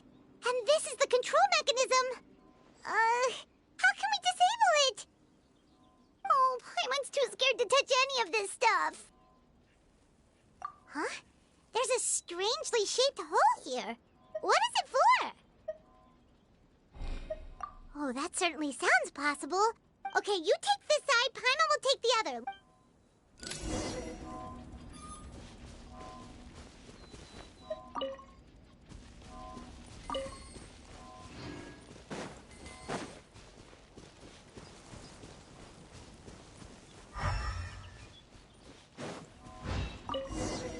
Oh, you found it! That's amazing!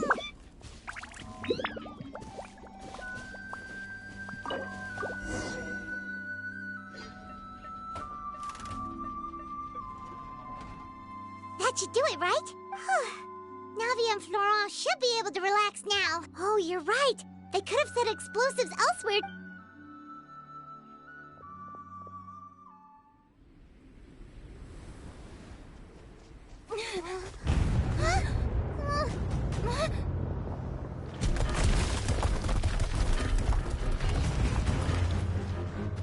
They're gonna bury Poisson!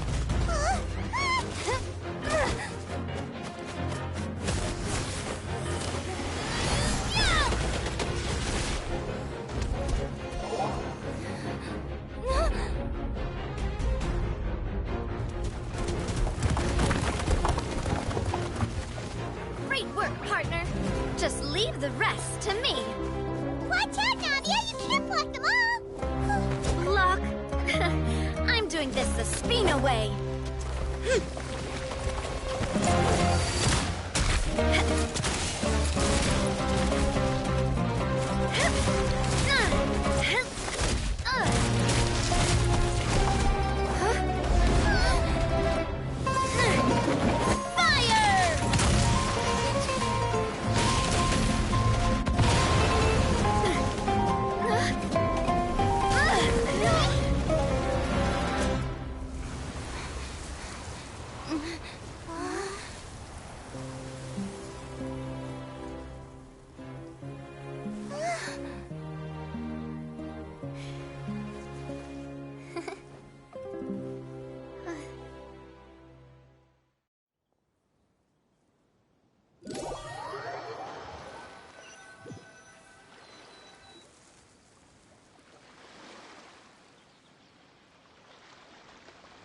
I heard from Thierry that even they're your enemies now. They were once a part of Spina di Rosula. Do you plan to settle this privately with them? I have nothing more to say to them. Regardless of whether their hatred and anger towards me or the Spina was justified, anyone who's willing to endanger innocent civilians is no longer sane enough to even be worth trying to talk to. Please prosecute them in accordance to the law. Spina di Rosula will not raise any objections. Sounds good. We're very appreciative of your help. Without it, the consequences would have been far worse. All right, this operation is a wrap. Take him away. We won, Navia! We saved everyone! And you were so cool! Yeah. Luckily, we were just in time. It's probably because I expended too much elemental energy at once. I'll be fine. Don't worry about me. But you usually glow up whenever other people compliment you. Paimon's not used to seeing you like this. Boss, we managed to catch all the infiltrators in the town. The Maison Gardiennage is taking them away as well. Seems like Romeu really went all in on this mission. If he sent literally everyone he had, though, that also means we've caught them all, too. We won't have to worry about them from now on. Got it. That's good, at least. Coulter, I can understand how you feel. The things that we lost, they're forever beyond our grasp now. And that makes them appear even more precious. I am not callous, and I will also never become him. The Spina and the Poisson that you loved are both gone. But I will not change how I feel about our future. I still believe that this is a great opportunity to start anew. I will spend more of what the Spina earns on the betterment of Poisson. What's more, I'd also like to propose some changes to the Aquabus routes, so that one day, the people of Poisson will enjoy the boons it brings as well. I know what you're trying to say. Mr. Callis would never have said anything like that. There are too many things in life that are just beyond our control. In that, we are the same. Henceforth, you are no longer a member of Spina di Rosula.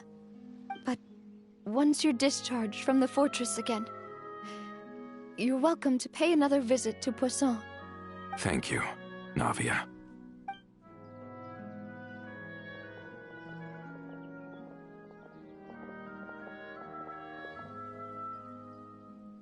As I thought.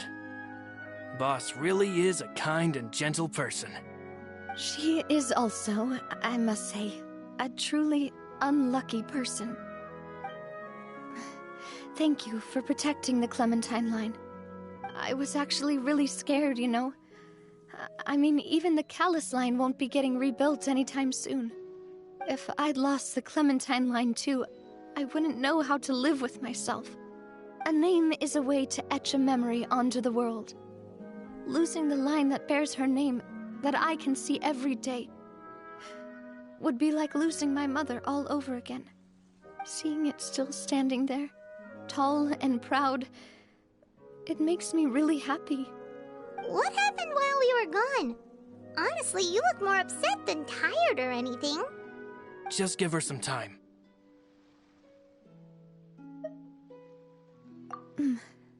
Thank you so much. Can you give me a hand? I really don't have much strength left. Traveler, I want to ask you something. And please, tell me the truth. Do you really see me as your partner? Of course. That's good then. Hearing that, it brings me more relief than I can say.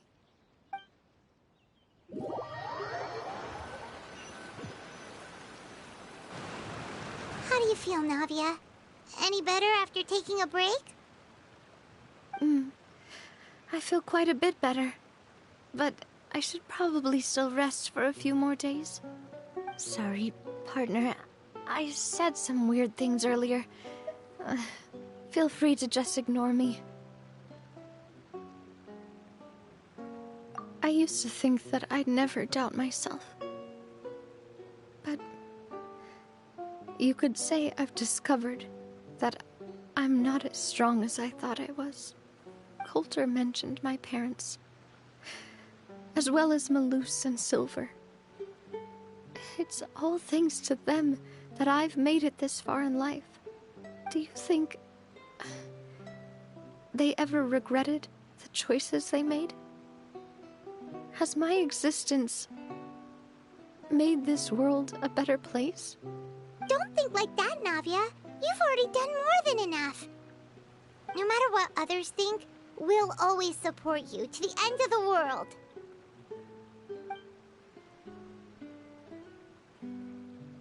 Well, since it's ended up like this, I suppose it's time for me to make a confession as well. There's something that I've been keeping from you as well, boss. Please, follow me. Everything is already prepared. Florent, I hope you can understand that I can't deal with any more shocking revelations right now. Don't worry. This surprise will be a pleasant one.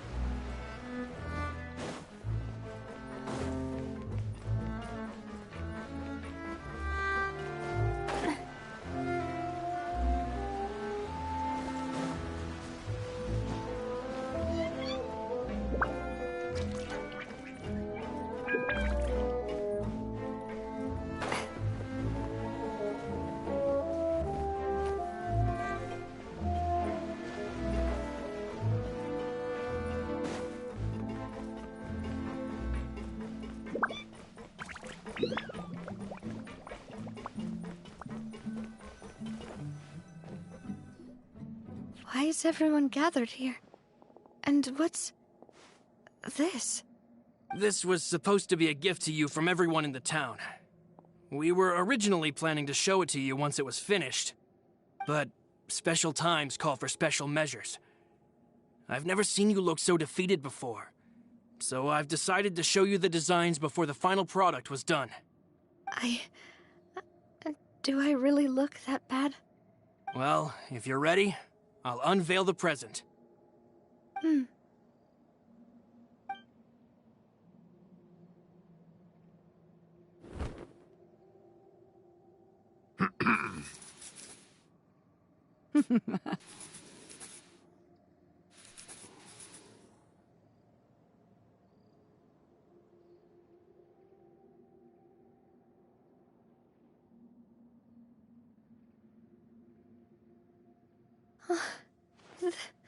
This is... Papa, Mother, and me. We designed the look for Miss Clementine based on old camera records, as well as personal recollections from members of the Spina. Wow! This is the statue you mentioned before? It is indeed. To be honest, we decided on the design a long time ago, and gave the sculptor permission to begin working. We only asked Boss to decide on a design so she wouldn't realize we had already started.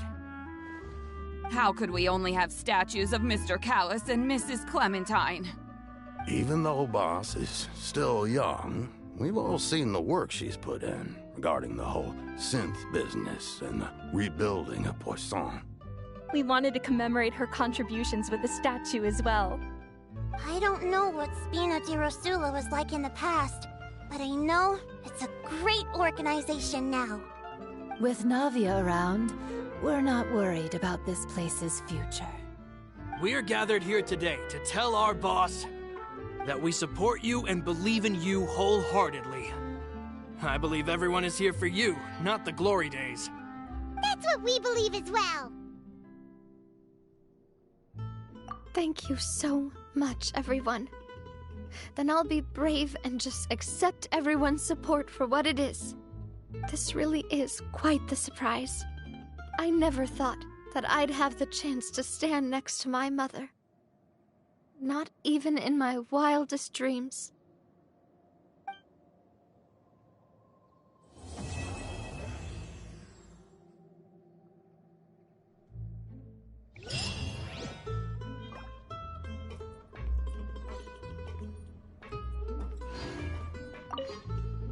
It seems like I started to question myself a bit too much.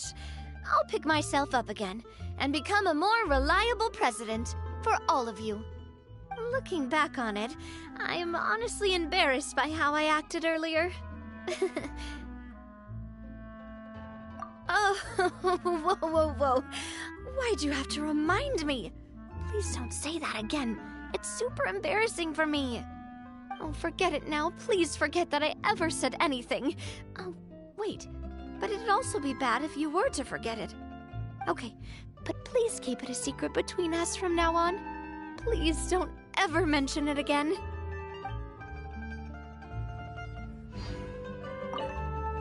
It seems like I started to question my... Looking back on it, I'm sure everyone longs for that one thing in life that seems trivial to others, but they themselves can never obtain. To me, that would be a family portrait. I've always been super jealous of other people's family photos.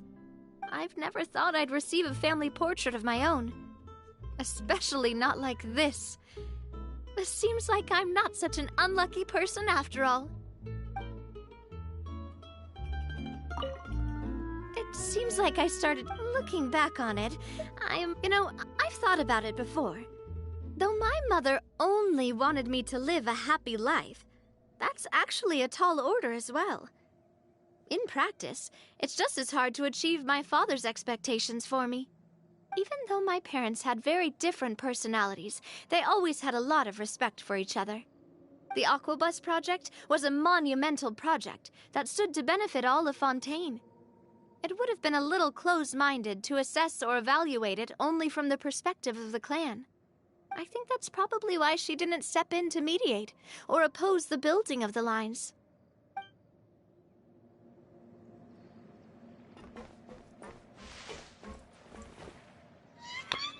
It's just it's really funny that they were like, yes, you can decide what the statue's gonna look like. And if she had actually came up with like the perfect pose, nah, get wrecked. It's like, oh, right. But I already knew that they were gonna have all of them together. Like exactly like this. Like I knew it, like, well, of course. That's why I was like, when they showed it, I was like, well, they could look resolute or looking toward the future. I mean, technically, yeah, a family photo just makes sense, technically. But yeah, looking at that guy, I don't know if we ever saw her father before. I don't think we did, because, like, I don't remember him having an eye patch, like, so over the top. He's like a pirate marrying, like, royalty, kind of, sort of. Kind of. Very good story, though. Sheesh, that's one of the better ones. It's always hard to compare them though, because like they come like so far apart that like it's hard for me to be like, oh, these are the top 10. I'm like, if I could rewatch some of them, then maybe I could like remember which ones are the best ones. But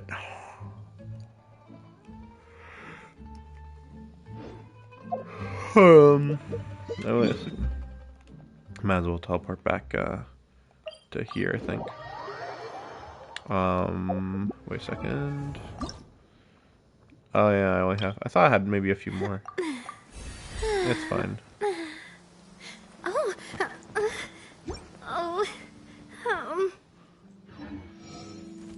But let's see. Oh yeah. Quest. Oh, it's up there. Oh boy.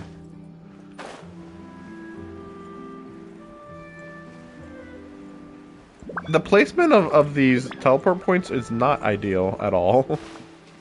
Also, I can't believe that we didn't get more lore about down here in the sewers. I thought that was going to be a much bigger deal with the story, but like it ended up not really mattering at all.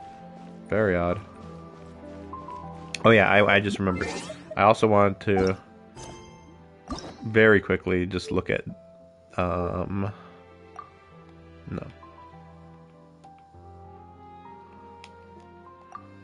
Oh yeah, I think it's in.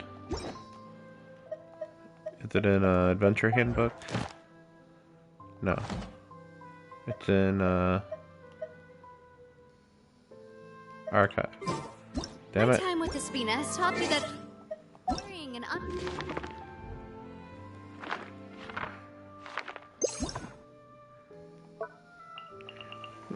I mean, off the top of my head, because it's hard to remember everything, and a lot of it flows together a lot, I would say... Mona was about her being poor. Yola was about the nobility in Mondstadt. Tartaglia, I think that's the one where you learn about his brother, I think. Which was okay, but like, not amazing. Hu Tao was just being on that one haunted hill. Ganyu was about, like, I think she went to talk to Cloud Retainer or whatever. Or perhaps all three of the Adepti. Yellen, I think she was just doing some spy stuff. Ayaka, I don't care. Yaoimiya was just hanging out, kinda. Pretty much, I think. I don't know why she got an Act 2. I mean, I know she's really popular, but still, like, really? I don't know if she should have gotten one. Raiden, though, is weird, because, like, I believe the Act 2 was where the boss fight happened. And this one was, like, just about, like, her going and meeting people in her nation because she hadn't talked to anybody in so long. Don't remember. What was Yaimiko's? That is weird that I don't remember Yaimiko's. I don't think you can just... Let me see.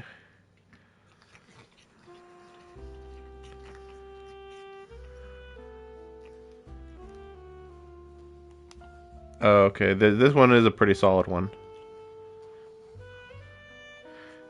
Yeah, basically talking about how all of the yokai in Inazuma, well, I mean, they're like all dead, basically. and like the heyday of them is like long gone. But, oh man. Yeah, again, I want to redo them if I could. Tainari, whatever. Kazuha, I think that's about his family, I think. Nilu was not as good as you would hope. Sino.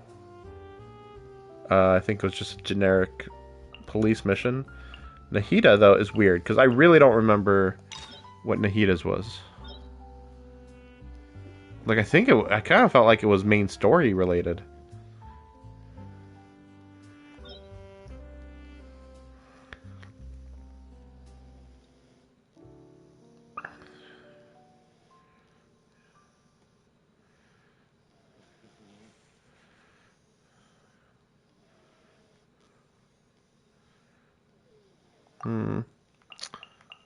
Well, I know the Hida ones are pretty solid. Linny, I don't remember at all. Or maybe we learned about the orphanage a little, maybe? Nouvelette was pretty solid. I just remember it being pretty good. And Risley was lame. Farina was average. I mean, it was still pretty good, but like, still average.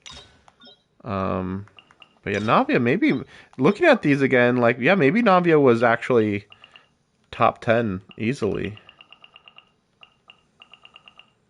But again, I don't remember the finer details about most of these.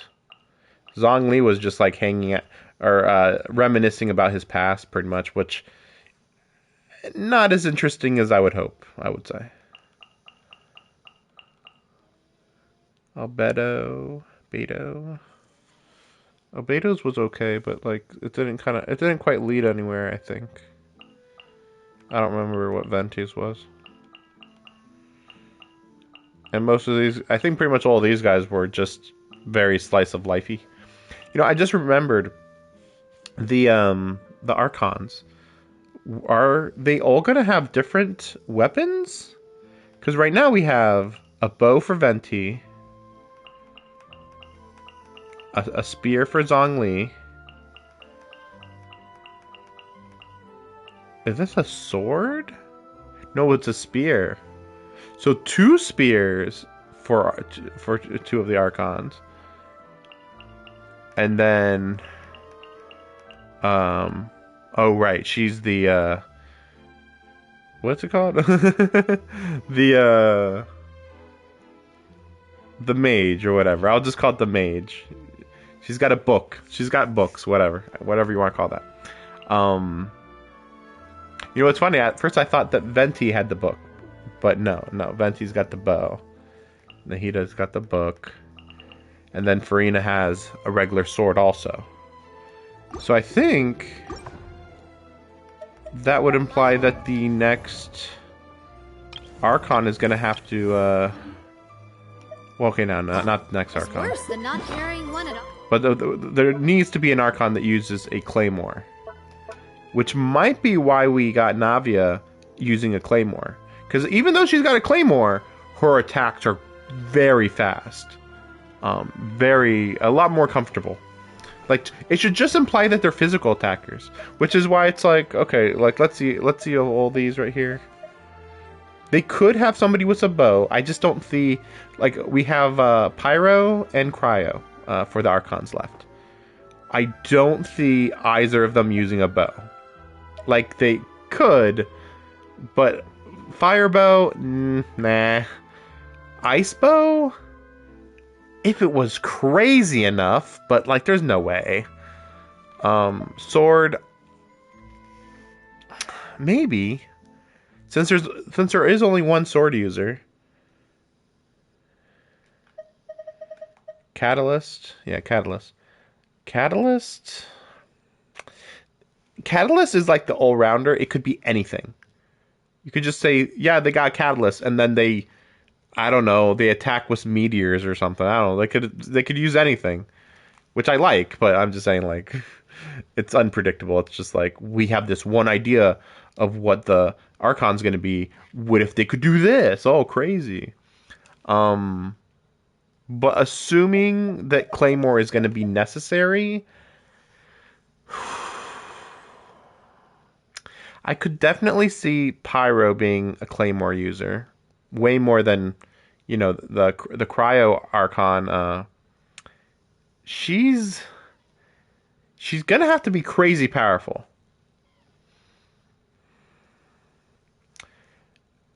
And like, she could do that with a Claymore. I just kind of doubt it.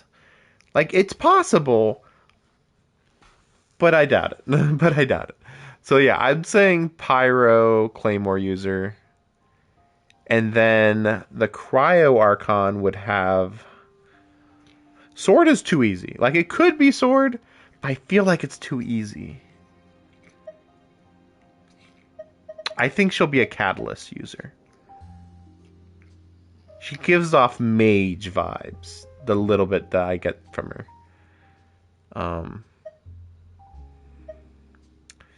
That's my guess. There's still a whole bunch of other... You know, I just realized I don't know what Dainsleif uses. Dainsleif... He must use just a normal sword, right? You know, I don't know when he'll be... Well, he'll probably be summonable once we go to, what's it called? That one, the final location.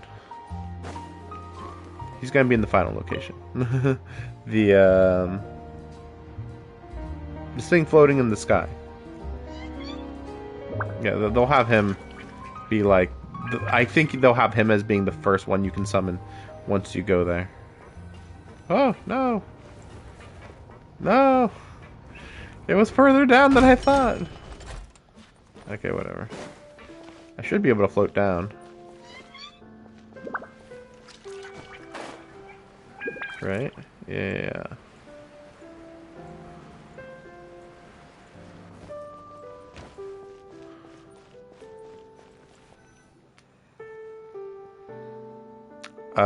Is this one of the new characters? Oh yeah, I think I did see her in a... What the fuck are those heels? But yeah, I think I did see her in an art thing. So she's the fashion designer? Miss Chiori? Your talk with the investor sure went fast. The Aquabus hasn't even arrived yet. Oh? And who are they? Allow me to introduce you. This is the Traveler and Paimon. Pleased to meet you. Likewise! We've heard the owner of Chioriya Boutique is a skilled seamstress, so it's a real pleasure to finally meet you in person.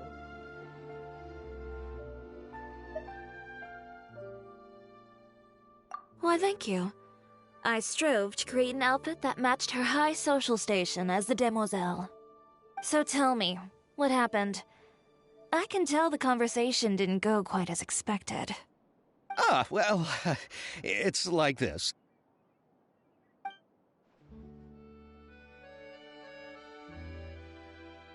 Ugh. I know, Chiori, you don't have to say it. You did remind me that this investor was a little bit sketchy.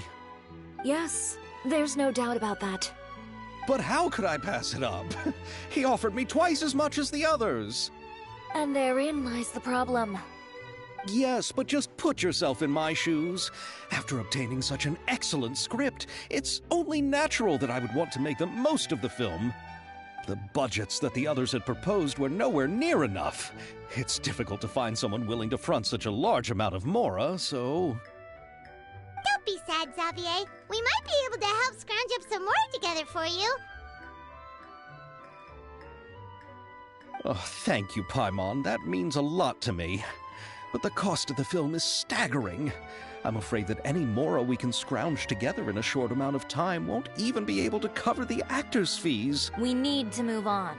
What's happened has already happened, and there's no changing it. But now's not the time to give up. What? You're saying that you have a plan? No, that's not what I mean. I'm simply saying I wouldn't give up just yet. The actors I recommended aren't just after Mora after all.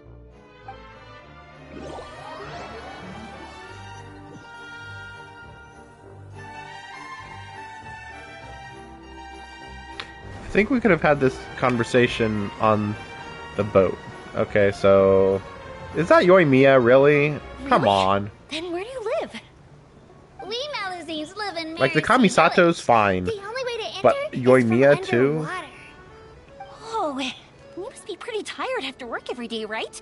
I mean, you have to swim all that way just to go home. We are so thoughtful. But some Malazines choose to live in the Court of Fontaine because it's so much more convenient. This is our stop. Alien species, whatever. Anyway, bye. But I haven't even finished chatting with Aval yet. I also enjoyed Aval's introductions to Fontaine along the way. Everything you described was so clear and detailed that we can't help but want to hear more. Thank you so much. I'm usually working here on this aqua bus, so I hope I'll have the chance to see you again. There are still many more places I'd like to introduce to you.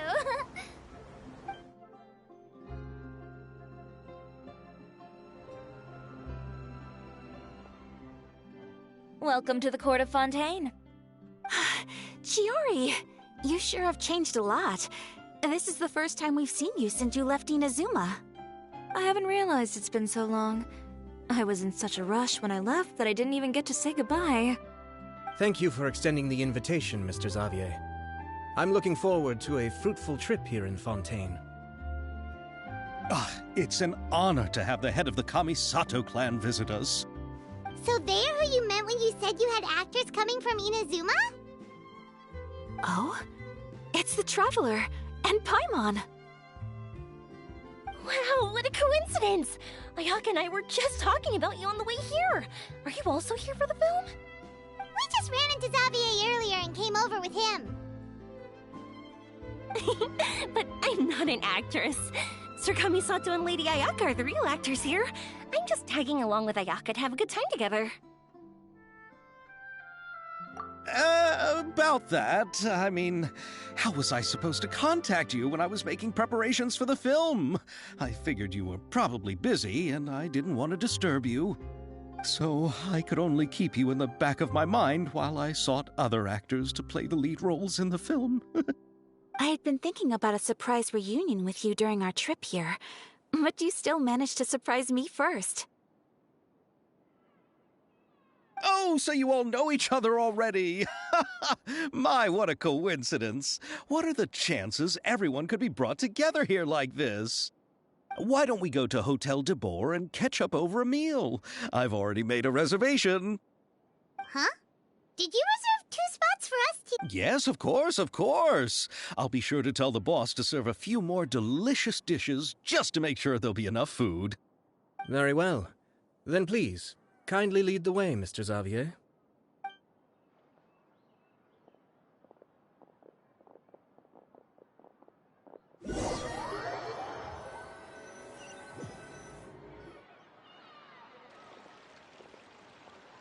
Wow, the buildings in Fontaine are so tall.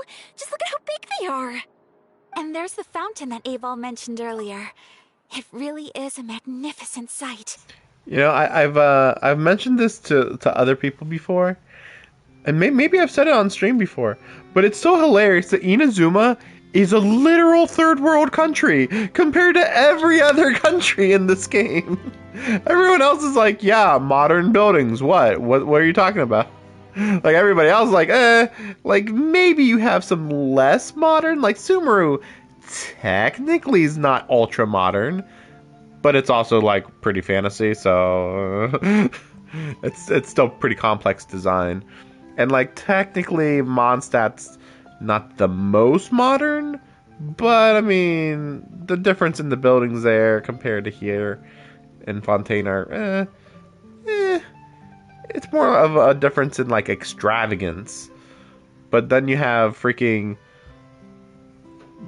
peasants in Inazuma, like literal huts in most of the cities that are like most of the cities, like the only proper houses we see are all owned by nobility, and then we're talking like what's her name,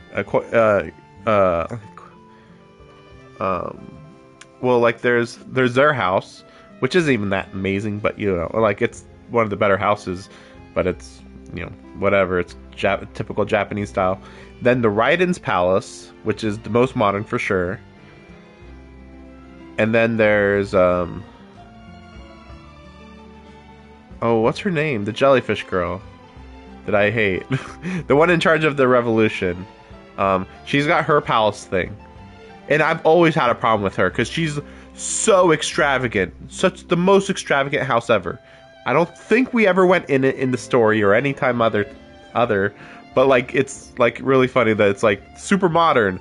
And it's like, okay, what about the people who live on this island? And there is no other houses on the island. It's like, nah, what? No, this is just my palace and that's it. Oh, I guess there's some huts or some wooden huts over there. You can go live there. Like, what the fuck? Yeah, so like, yeah, every modern house, which there's only like 4 or 5, are owned by nobility, and everybody else lives as peasants, literal peasants. They're like, oh wow, so modern. I don't understand. Are you guys all rich? No, it's called a society, and it runs decently well. We don't have rulers trying to be a dictator toward our populations. Wow. And look at that huge spinning sphere. Where does it get its power? Wait a sec. Could it be one of those clockwork mecha we've heard so much about?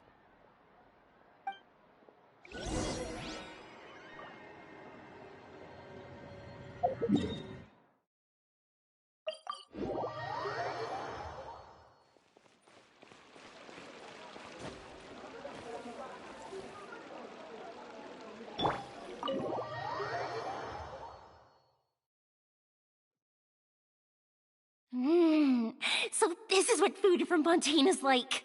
It sure is different from what we have in Inazuma. How should I describe it?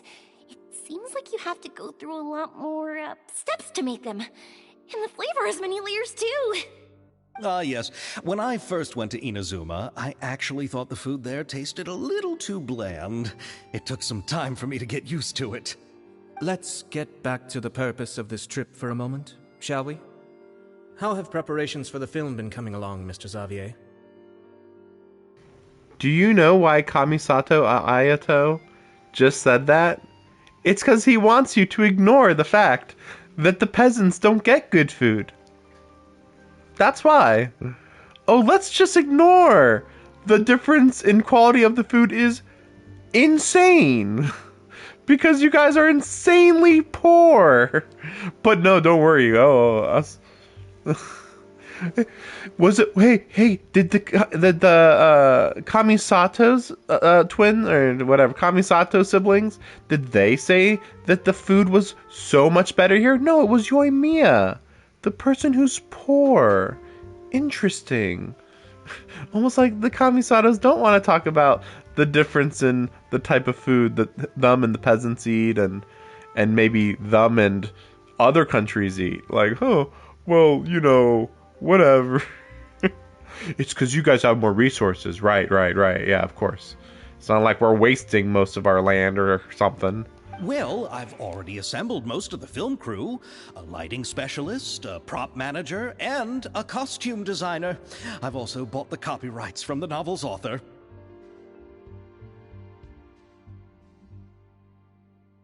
Oh, it's called The Two Musketeers, right? I read the script you sent me on the way here. The story is pretty good. Originally, I was planning to start filming as soon as Sir Kamisato and Lady Ayaka arrived in Fontaine, but I'm afraid I've run into a bit of a problem. Oh? What is it? It has to do with the film's investor, Mr. Morris.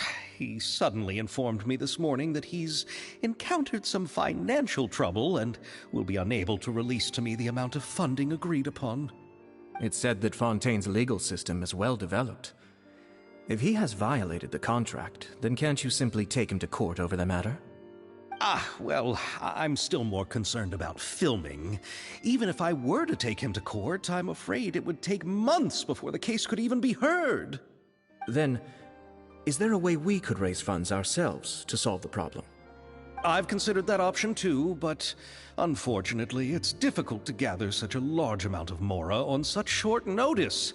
Besides, we have to consider the film festival's submission deadline. Mr. Xavier, if Ayaka and I were willing to perform for free, would that resolve the problem you are currently facing?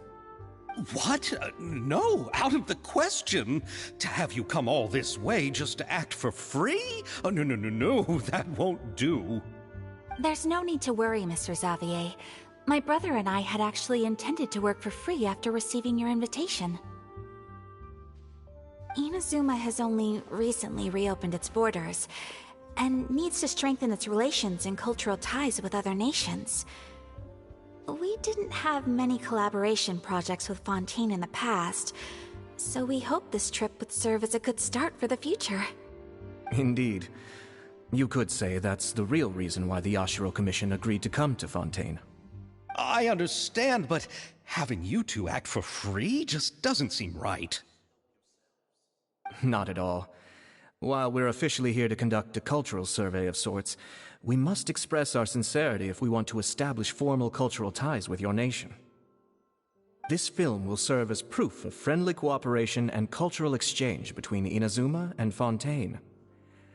It's my hope that the film can be finished and released as smoothly as possible. If you still don't feel comfortable with this arrangement, I would also be more than happy to be introduced to some other renowned individuals in Fontaine's literary and artistic circles. All right, I'll do as you say. Thank you so much. I'll make sure to cobble together enough mora now, even if it means selling my house, my camera, and every single family heirloom. Come on now, no need to go that far. I'll also help you out as a brand sponsor.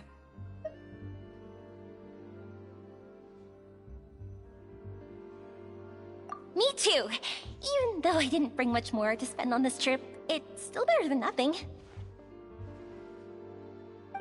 You are too kind, all of you. I really don't know how to... Ew.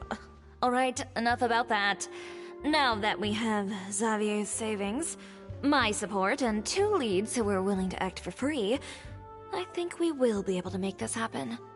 So, instead of Mora, you'll help with filming and production. Oh, but how can we help with that? We don't know much about making a film. Alright, pull yourself together, Xavier. Tell us if there are still any open positions left among the crew. All right. Let me think. We still need a camera operator, a clapper loader, and someone to manage logistics. I originally wanted to personally serve as director, but I've been too busy working as the producer.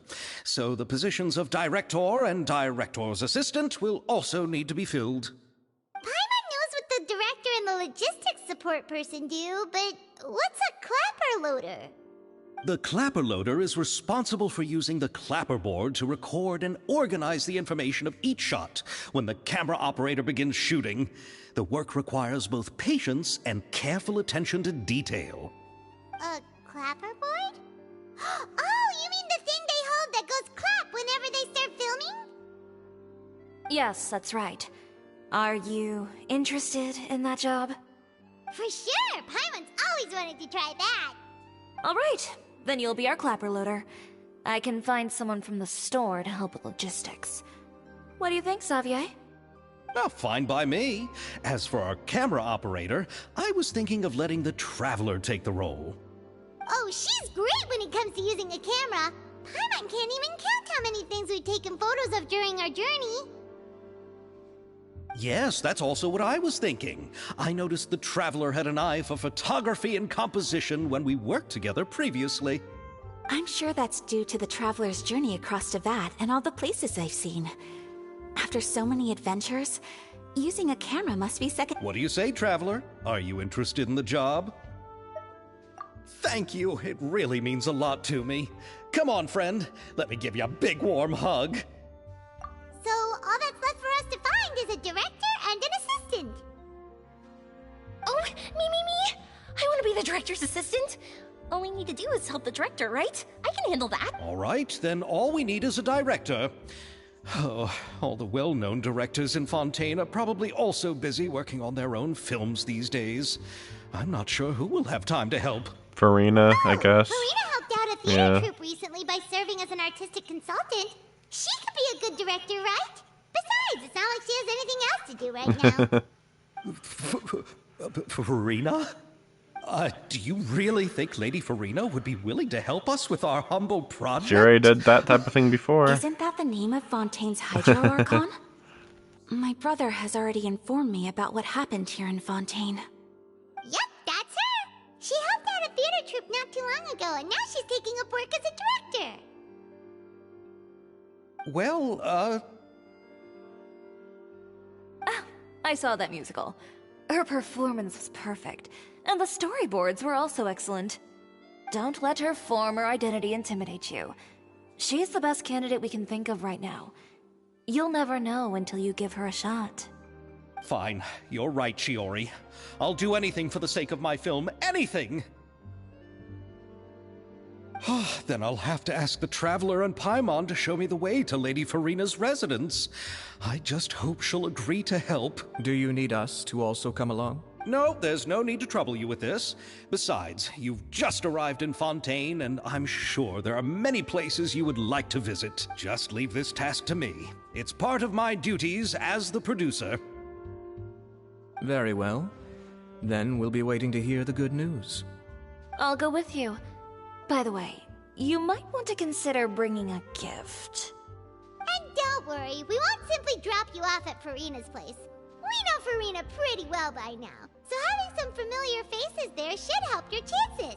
Besides, the whole thing was our idea in the first place. All right, then I'll start making preparations. As for the gift... A gift for someone who was once seen as the Hydro Archon. Food. I recall that Lady Farina once fancied a clockwork ring, so perhaps I should get another exquisite clockwork contraption for her. Huh? Can't we just bring some desserts, like the Fontanellia mousse? But wouldn't that be a little too cheap? She does like desserts, though. Isn't the Fontanellia festival happening right now? I heard Abel tell us on the Aquabus that Farina introduced the tradition of going door to door and asking for sweets. To do something like that, she must have a real sweet tooth. I agree with Yoimiya. If the gift is too fancy, it might actually make her feel more uncomfortable. Alright then, let's go buy some Fontanellia mousse. Interesting But transition will that there. really Just a be wipe. enough? We'll be asking her to do a lot of work, you know. You're right. We need to further sweeten the deal. So it just occurred to me, I wonder what Shiori will be when she's playable. I mean, clearly she's a playable character. But...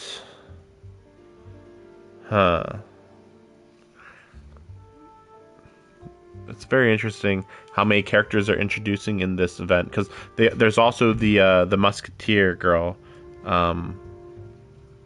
With the gun lance or something. And then there's this girl, yeah. And they're both not obtainable yet. Maybe in a week, I guess? I don't know. I'm not sure if I should go after Chiori. She's got a good design, but... I don't know. Her gameplay would have to wow me, like, a lot. Oh, that reminds me. She should have a vision. I keep forgetting that that's a thing, that you can just look on them for their vision. It's probably on her back. My guess is that she's, I would say Earth-based, but I don't know. I'll say fire instead. I just would find it very hard to imagine another Earth character after Navia. Like, we're good on Earth. I mean, I know that we need more Earth characters, but come on, like, unless you can think of a really unique thing, we really, I don't know about Earth. I don't know. Huh? You had something even sweeter than Fontinalia Moose? Wait, I think I just saw her vision for half a second on her side, and it was a Geo vision. Yes. Oh, there it is. A gift that's sweeter than her any hand got dessert over in it. the world. Yeah, so she is Geo. Okay. Well, hopefully that means that it's going to be something unique. I mean, like I said, like there is the least amount of Geo characters, I believe. The most amount of Electro, I think. There needs to be more Dendro characters, though. Dendro might be the second most. There really should have been way more Dendro characters introduced in Sumeru. I think there's only like Nahida, Tignari, Alhaitham, then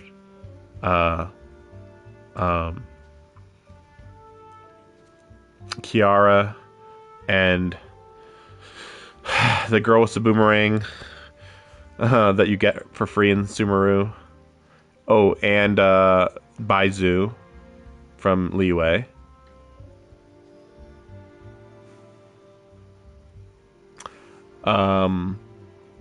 The guy I have, he's got the giant sword in the suitcase.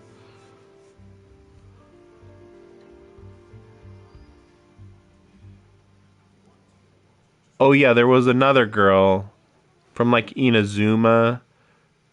She's just really basic. So we're at 8 Dendro characters? Huh. Yeah, Earth. Most of the Earth characters were from the very beginning of the game. But what could that be? Your words of praise. Did she even move her mouse at all? I don't think she did. Usually it's like, oh, the mouse flaps are off. This time, they didn't even bother. Yeah, let's just compliment her. Yeah. Do it. Farina's apartment is such a hilarious location. It's just like so random. It's just like, yeah, I'm living in this apartment, whatever. I mean, don't get me wrong, the whole building's probably hers, but even so, it's so funny. Yeah, let me see if there's any way for me to, how do you do that?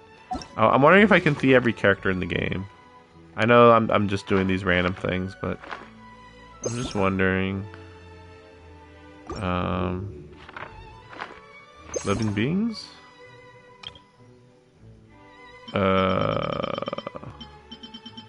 It should include characters eventually, right? Nope. Wildlife.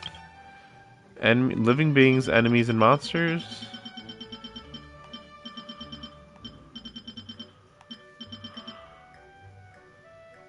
Oh yeah, here's some bosses, huh? Yeah, the whale.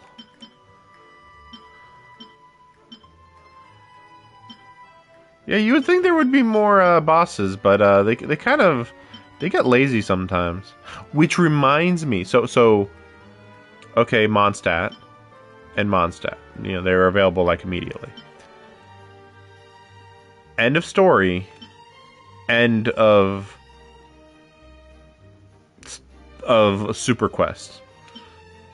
End of story. End of Super Quest. But then Sumeru, I guess this is an end of the story. Yeah, okay. But then this was weird because this wasn't even at the end of a Super Quest. This was just, it was just out there. We just kind of ran into this. I don't even think there was any story related to it. The Dendro Dragon just kind of randomly appeared. I don't like the boss that much, but I did learn how to fight it recently.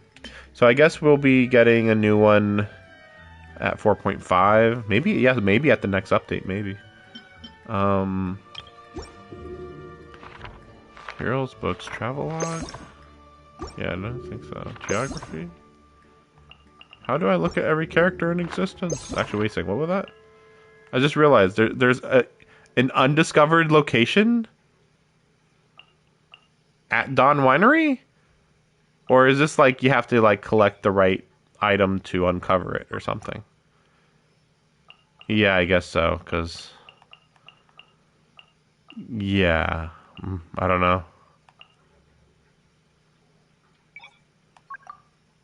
Inazuma City. This is really hilarious with the stuff that I'm missing. It's just like, you didn't get the thing. Oh, maybe this is the pictures, maybe. Like the I forget what, the viewpoints, maybe? Yeah, this is a really cool location. These might be viewpoints. Though if that's true, some of these viewpoints are like, really? I got these? Like, some of them are like really obvious, but then some of them it's like, how did I get that one kind of thing? That's a good one. Like I got really lucky that I even found it. Oh, yeah. That one, I don't even know if I can go back to that place. Maybe? I don't know. You know, yeah, looking at this, I think that these are just viewpoints. Which is funny, because that means that, like, yeah, I'm missing just some really hilariously basic ones. And I'm only missing, like, 3 or something, I think. That's interesting. Equipment? No, right? No. I guess it's not going to be in the book. Well, wait. Nope, okay. Books? Probably not. I mean, there's a lot of books.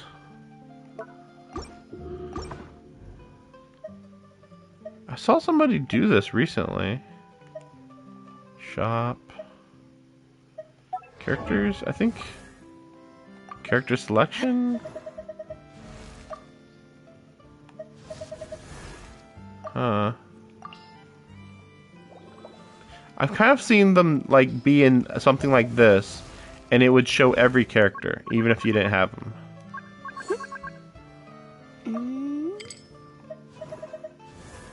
Well, this is annoying. Well, here's every character.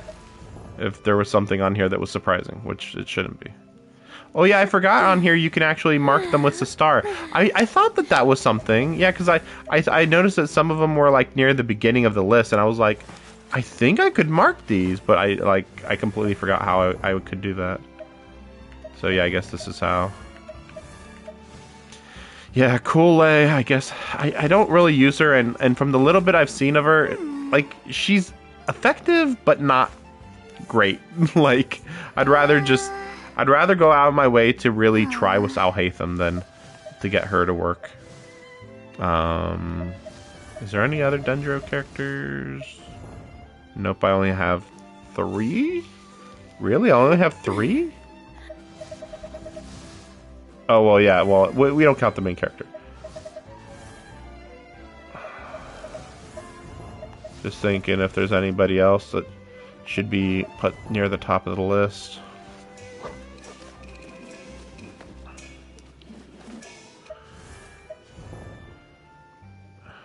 Like, her and him are kind of in a medium space where it's like, I like them more than, like, most of the other characters, but not that many of the other characters. Oh, yeah. I do like him. And then...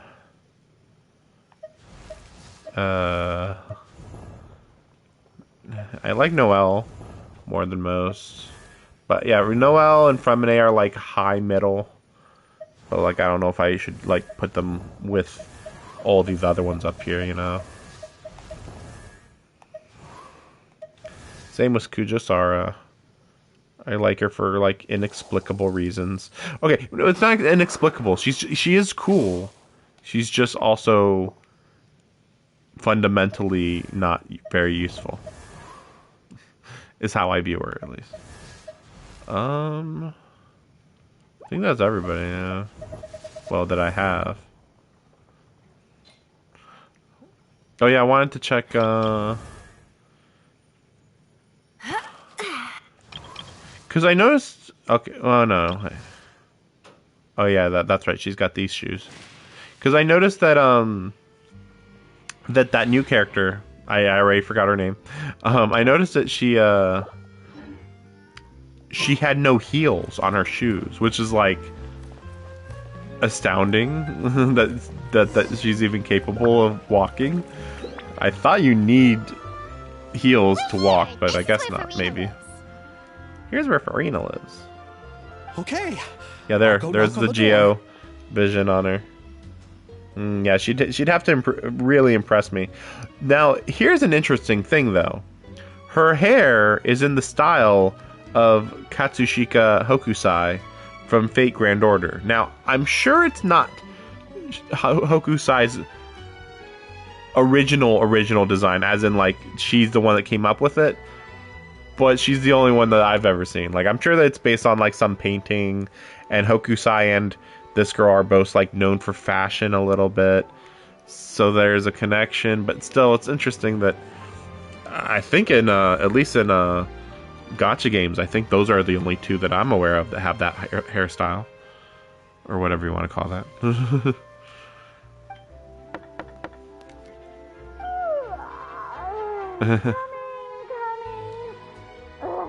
Seriously, who's knocking before afternoon tea? Who are you? Lady Farina, please allow me to introduce myself. I am Xavier, a film director. Hello. Oh, is that the traveler in Paimon I see behind you? And who's this? I'm Chiori. Ah, the one from Chioria Boutique. Hello, hello. So, what are you all doing here? Do you need something? Did you just get up, Farina? It's already past noon, you know. Huh? Oh, Paimon means the weather is so nice in the afternoon and the sun is so warm. Just like how you make us feel. Sleeping in late is a really smart idea. No. I was just up late last night reading some novels. What does sleeping in have to do with the weather? This is a small gift we've prepared for you, Lady Farina. We hope you like it. No need to be so formal. I'm just a regular person like everyone else now. Oh, is this Fontinalia mousse? It's one of my favorites. That's great! So, actually, there's something we need your help with. Given your renowned passion and understanding of drama, I would like to ask that you serve as the director of our film crew. Oh, but didn't you just say that you're a director? Yes, but for this particular project, I'm mainly working as a producer. Besides, I'm sure that your understanding of the performing arts far surpasses my own, Lady Farina. Are the Traveler and Paimon also part of the film crew? Yep, we sure are. Paimon's the clapper loader and she's the camera operator. Camera operator? That can be a pretty technical job, and it directly affects the final quality of the film. Are you really up to it?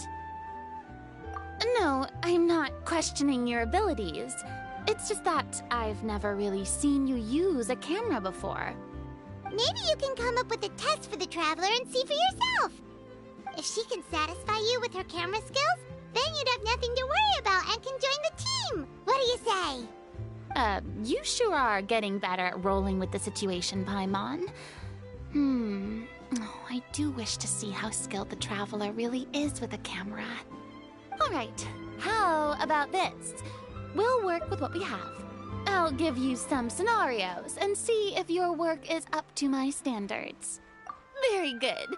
It's essential for the camera operator to understand the director's vision. I'll make my decision after seeing your work. Are you ready? I have high standards, you know. Okay, grab the camera and I'll give you a scenario.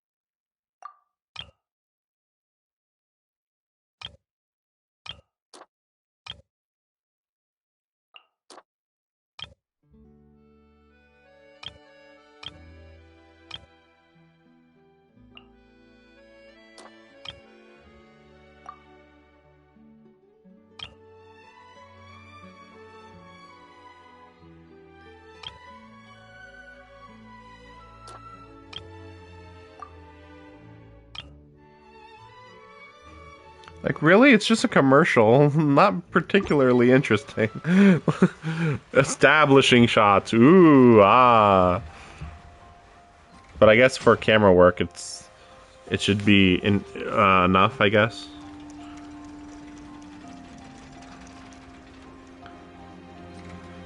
Look at how hard she works.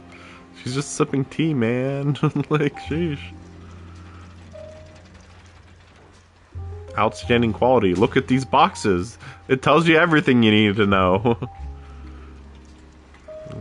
That's a commercial. That's as basic as you get. It appears that you have more skill than I thought. All the shots had a great composition, and I could really feel a connection to the characters and their lines. Yeah! Does that mean you agree to be our director, Farina? Did you think I would agree just like that? After our performance of the Little Oceanid, I've begun to make a name for myself again, you know. So, I've been kind of wondering, like, if I didn't do the Farina side quest, would she just not mention that, or she's just saying, oh, I don't know. She can't just say, oh, I'm a director, because the Little Oceanid is what made her become a director again, technically. So, I mean, I think that she did mention that she had maybe, no. Well, no, I don't think that she had been doing any other directing. I don't think. In fact, I've already had several troops approach me for the Fontanaia Film Festival. Unfortunately, the scripts were all pretty boring and didn't pique my interest. If others were to find out I agreed to work with you so easily, then, well... Hey, but didn't we have a deal? What else do we need to do to convince you, Farina? Well, what about the pay? Huh? You know, how much you're willing to pay me to be the director? The pay is also an important factor for me to consider, you know. Well, I can offer you this much? What? That's all? If Nervulat were to hear of this, he could charge you with underpaying your labor. I'm sorry, but our crew is in a tight financial spot at the moment. I see. Well, even though it's highly unlikely now that I'll join your crew, there's still something I'd like to ask. Exactly what film are you planning to make? Oh, our script is an adaptation of The Two Musketeers. Huh? Wait, you mean the suspense thriller novel that was a #1 bestseller? Oh, so Farina's read it too.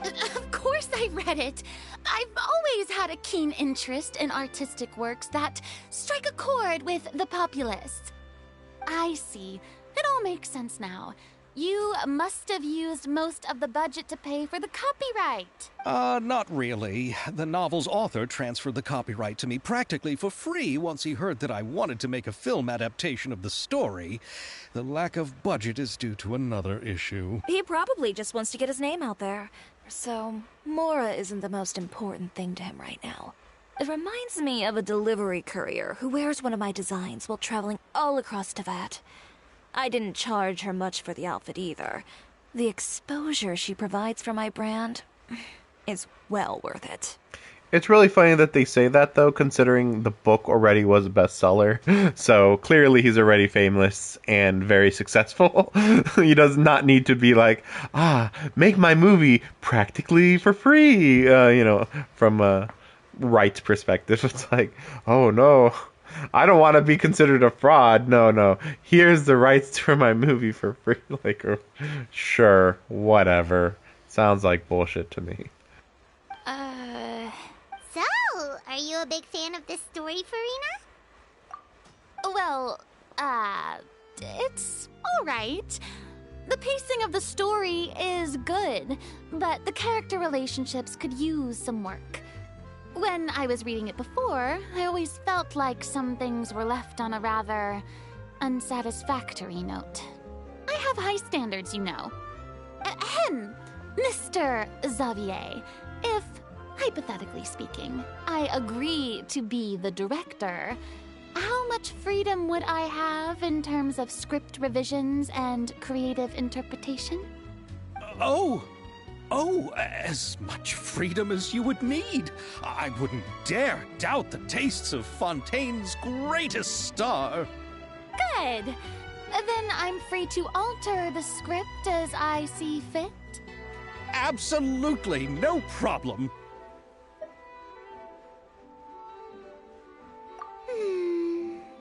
All right. It seems that your crew really can't go on without my care and direction. So, you agree? Yes, I agree. Although the pay is well below what someone of my caliber deserves. A great script calls for a great director. I mustn't let a perfectly good story be ruined due to lack of funds. If you have fine cheese and bread, you wouldn't just let it sit on the counter and get moldy just because you lack an oven, right? Oh, Hydro Archon above! I'm not dreaming, am I? Somebody pinch me. There's no more Hydro Archon, you know. And it's still a little early to celebrate. There's a lot that goes into shooting a film. Although the trickiest tasks of finalizing the script and casting the actors have already been taken care of, we'll still need to reserve filming locations. And by the way, since we'll be filming The Two Musketeers, we'll need to find an action choreographer. Ideally, a professional who has actual experience with muskets. Yes, I've thought about this as well. I was hoping that you might know someone who could handle the job. Me?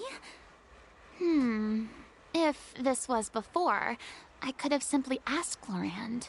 But it's already been some time since I last talked to her.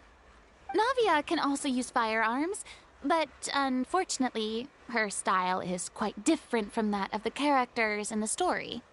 Could we ask the Special Security and Surveillance Patrol? Oh, you mean the Special Patrol's musketeers? Yes, that's right. They work with muskets every day. I can't think of anyone more qualified than them. They would be under Nervilette's jurisdiction. Unfortunately, I don't have any connection with them at all. So, in the end, we still have to start by talking to Nervilette. No need to go to all that trouble. I know their Captain Chevreuse. Oh, you do? Wait, Chiori, how do you know the captain of the Special Patrol's Musketeers? She makes their uniforms, maybe? Also, I would think her name is Chevreuse, but then they said Chevreau. Chevreau, I think is what she said, instead of Chevreuse. No particular reason. Running a business means dealing with some trouble from time to time, and she's helped me out on a few occasions. In return, I've helped her handle a few situations in which the Special Patrol couldn't get involved directly. So you're saying there's been times when the Special Patrol needed a fashion designer to handle a situation? Your work is becoming more and more mysterious. It'd be best to keep it that way. Anyway, enough about that. What do you all think about asking the captain to be our musket action choreographer? She sounds professional enough. She is a captain, after all. I have no objections. But I imagine the Special Security and Surveillance Patrol must be busy with their duties. Do you think she'd really have time to help with shooting a film? And then there's the issue of pay. Well, it just so happens that she's also not the kind of person that's just after Mora. As for whether she has time, I'll have to go and ask her first. Then I'll leave that to you. Macaroni's on sale today, so I've got to go. You can just tell me how things went when we discuss tomorrow's plan later. No problem. Having Farina join feels like a big boost to our team. Of course. Just wait until the day of our premiere. You'll witness the true power of my name in these lands. You'll be so glad I agreed to help. I can guarantee that even the standing tickets will be sold out. I'll be sure to ask some people I know to see if they'd be willing to act as extras. Seems like you're finally getting more comfortable with your own reputation now. I didn't ask for the Clapper Loader's commentary, Paimon. Then let's get going. I happen to know where Chevreuse is today. By the way, I'm curious. If my pay is so low, then what about our 2 lead actors? Didn't they travel here all the way from Inazuma? Actually, they told us that they see the trip as part of a cultural exchange, so they didn't ask for any pay. What? So is every person in Teyvat who doesn't want money gathered here to shoot this film? Don't tell me Chiori isn't being paid either. I already knew Xavier from before, and he's also agreed to give my brand some good exposure. It seems the gods have really smiled upon you, Xavier. And that certainly doesn't include me, mind you.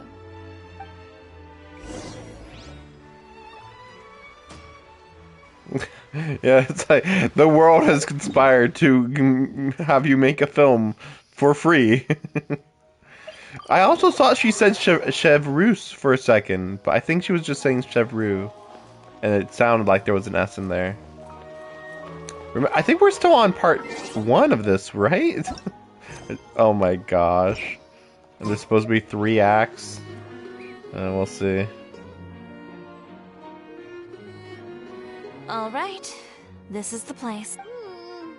But where's the captain? She's over there.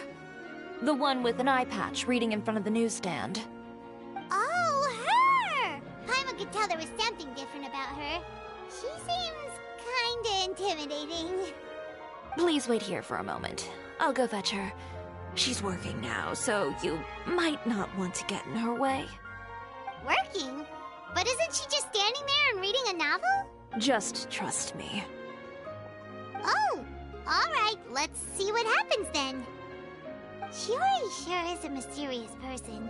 She claims just to be a fashion designer, but she knows all these powerful people. The court of Fontaine isn't particularly tolerant of visitors from overseas, so it isn't easy for a foreigner to promote their brand here. Even more so in the competitive world of fashion. Even a local like me just trying to make a film has to face all kinds of challenges, so I can only imagine what Chiori has been through to get where she is today. I'm sure that having more connections has definitely worked in her favor. Reading on the job? Detective novel. One main character? No. Multiple. Branching storylines. I see. How's the plot coming along? One of the main characters is about to make a choice that will affect the rest of his life. I'd wager he's going to make the wrong choice. Any way to speed things up? There's something I need your help with. You know that doesn't depend on me. It all comes down to what the character chooses. Which is exactly why I'm here to help.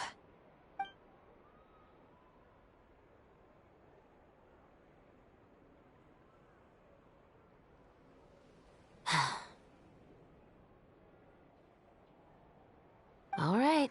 It appears he made the wrong choice in the end. Halt! Huh? What's going on?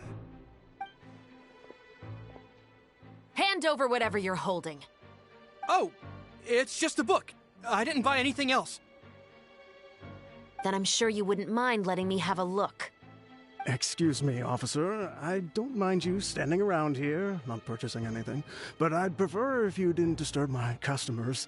It's bad for business, you know. Don't give me that act. You won't be able to get off so easily either. I am Chevreuse, captain of Fontaine's Special Security and Surveillance Patrol. I will say this one last time. Hand over whatever you're holding at once. And before you do anything unwise, let me remind you that I'll have you on the ground before you can even think about making a run for it. All right. I'll give it to you. But please let me say something first. If there's any contraband in that book, then the shopkeeper here is the one who slipped it in. I don't have anything to do with this. Why, you trying to leave me on the hook, huh? You were the one who said you wanted it. Save it for the interrogation room. Take them away, Letelier.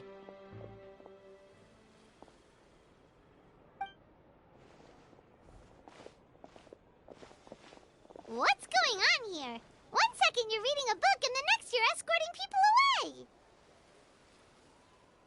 And who are Oh! Aren't you the traveler who's been all over the papers recently? Chiori, I'm assuming what you wanted to ask me about has to do with them, right? Maybe I can let you in on what's happening then. Now that Vache has been brought to justice, no new shipments of synth will be made and distributed to sellers.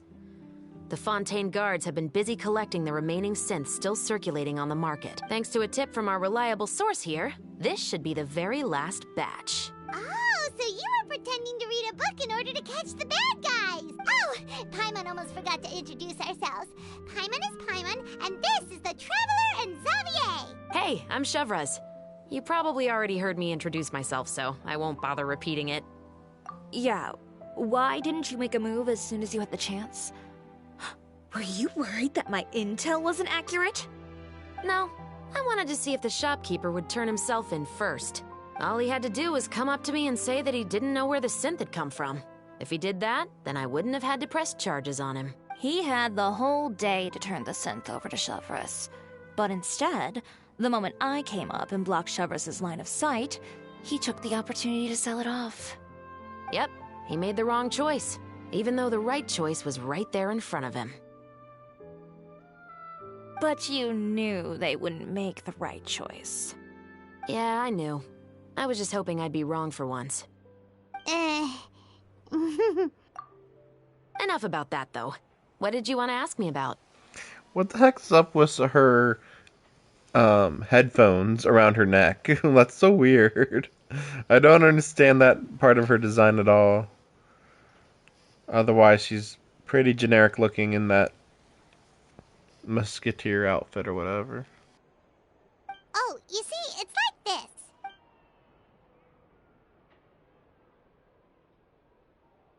The Two Musketeers. You certainly have a good eye for a story. So what do you need me to do? Just be the action choreographer for the actors? Yes, that's right. I want to make sure we get all the details right.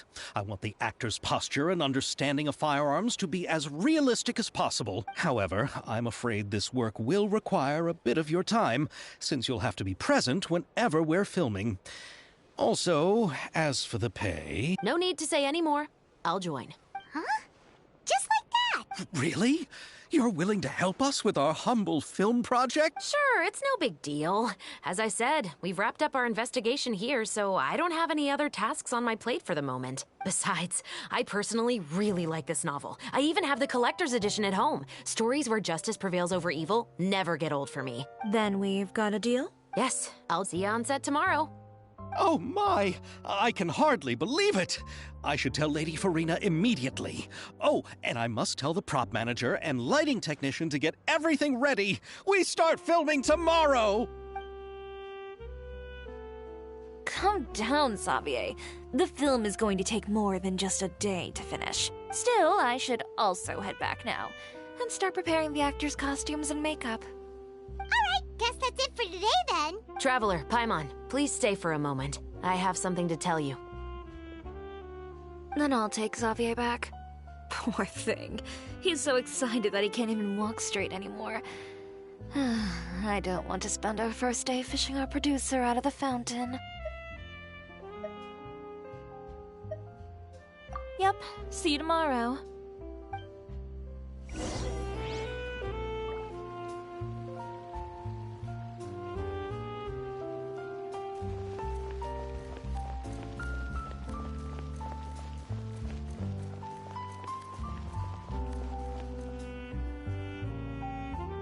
So what did you want to tell us, Chevraz? Oh yeah, Chevreuse. Chevreuse is what they're saying. It's so weird. It's clearly Chevreuse. Have you read The Two Musketeers? The story is about a pair of children born into the household of a baron, and their struggle to survive together and take revenge for their mother. They were raised at the baron's estate, where their mother worked as a maid. The two were illegitimate children that the baron had with the maid, so they were never treated well by anyone. One day, upon returning home, they found their mother had been murdered and left dead on the floor. It was quite evident that the culprits were the other members of the baron's household, who never had any kind words to say to them. However, the baron was able to exert his influence and keep the whole thing under wraps. The mother's death was eventually deemed as a suicide, and there was no chance of bringing her murderers to justice. The two siblings decided to flee and someday avenge their mother. Many years later, members of the Baron's family suddenly started turning up dead one after the other, all killed by gunshot. A rainbow rose was found on each of the victims' bodies, being the flower that the kid's mother liked best. The Baron believed that the mother's soul had come to take vengeance on him, so he lived in fear each day. But it was actually those two siblings who had fled all those years ago. They relied on each other to survive and trained day and night, eventually becoming adept musketeers. They used all of their abilities to collect evidence and clues before executing their plan and exacting revenge on the Baron. Their actions let the truth behind their mother's death be known to all. That's quite an exhilarating story. Yep, the Baron got what he deserved for his evil deeds, and justice was able to prevail. It was just the kind of story I enjoy. Oh, so is that why you were so willing to join our crew, Chevraz? You could say it was one of the reasons. Oh, you mean there were other reasons too? I've read the reports about you. Whether it was at the trials or when you lent your hand to resolve our nation's crisis, you've shown that you've got a strong sense of justice, as well as a great mind for deductions.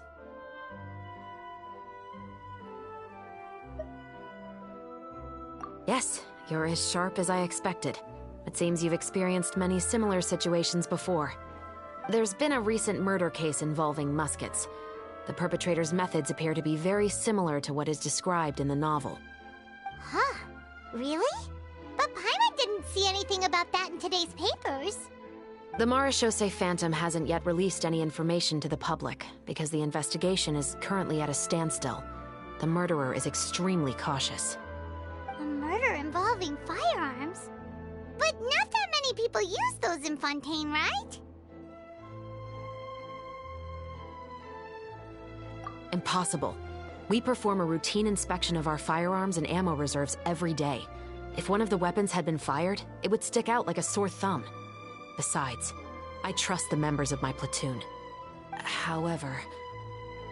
Well, that's all I can disclose about the case today. Huh? What do you mean? I hope you all can go back and get some shut-eye.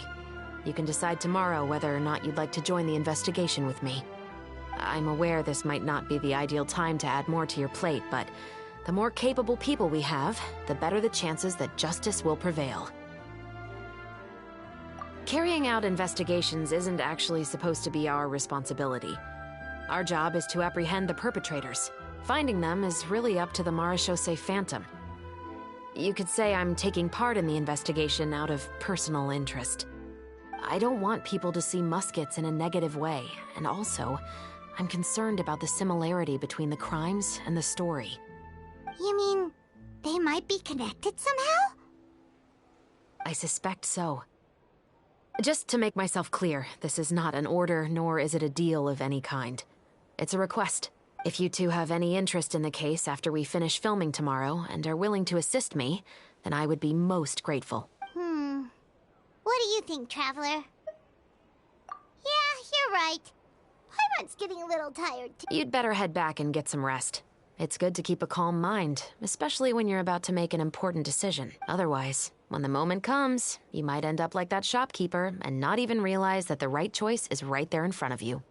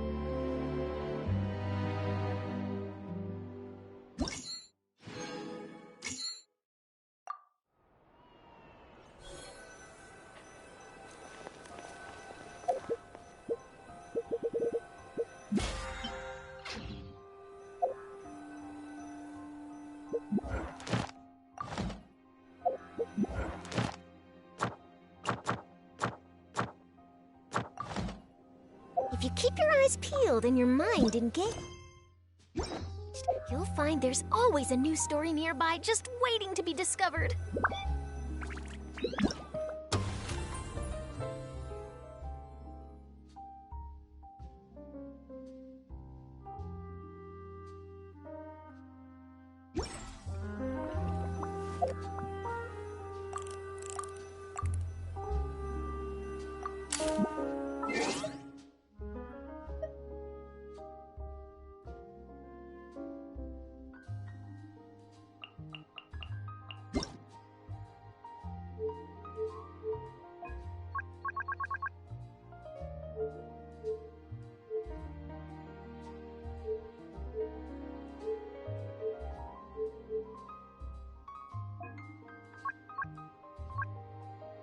I thought I had just changed the weapon wheel last time I played this.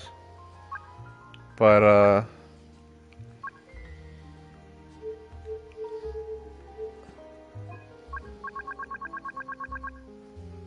don't remember exactly where I did that.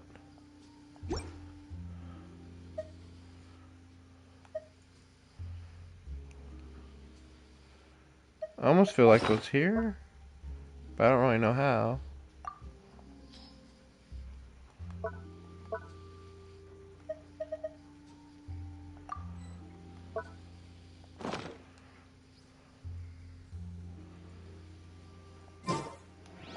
Wait, character archive. Oh, so this is where it was. Oh, wait. Okay, yeah. There's just stuff on that menu that I just don't normally think about. Yeah, so, yeah, the Yao is the one I was thinking of for the Dendro. So, yeah, Dendro. That's what I thought. That's everybody, right? That's Dendro?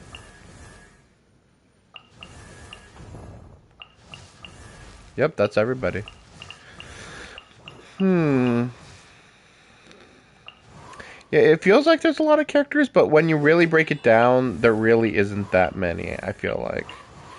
But there are a few that fall between the cracks, because, like, they were introduced so randomly. Like, Eula is easy to forget. Like, she's such a odd character to just suddenly be introduced. Shenhei is easy to forget about.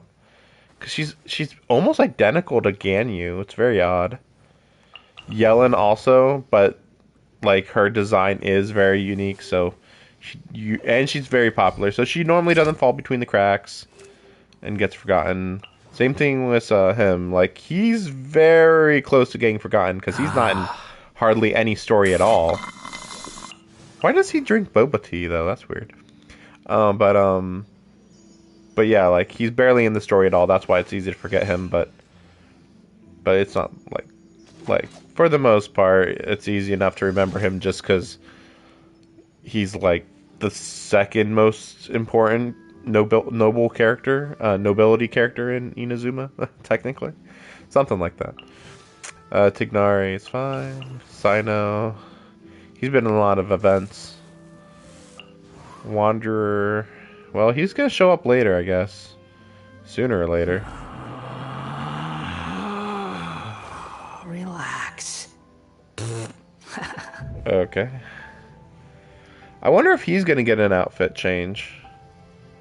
At least like an alternative, so he's like he can look the same as when he's evil or whatever. Oh, Mika, I forgot about him. He's a healer, I think. Yeah, there's really not that many that I don't have at this point. Like, if I don't have them, it's because I really don't care about them. Like, Risley, don't care. Farina, like, I kind of would like her, but, like, not that much at all. But she is one of those where it's like, yeah, maybe I'll get her in the future. Maybe. No. Tignari would be fine, but honestly, I don't even know. I'd probably use him just because he is DPS, but I don't know. He'd be worth thinking about, at least. But yeah, not a super interesting character design. Also, I just realized we never found more of his race. I forget what his race is though. It's like it's kind of like a fox, but I don't know. But yeah, you never see anybody else of his race. And then Wanderer would be kind of cool, but not that cool. Don't like Cyno. Don't like Yellen. I almost like Yellen. I almost like her design, but the more I look at her design, the less I like it. But also, more importantly, I hate her personality entirely. Hate him. Hate him.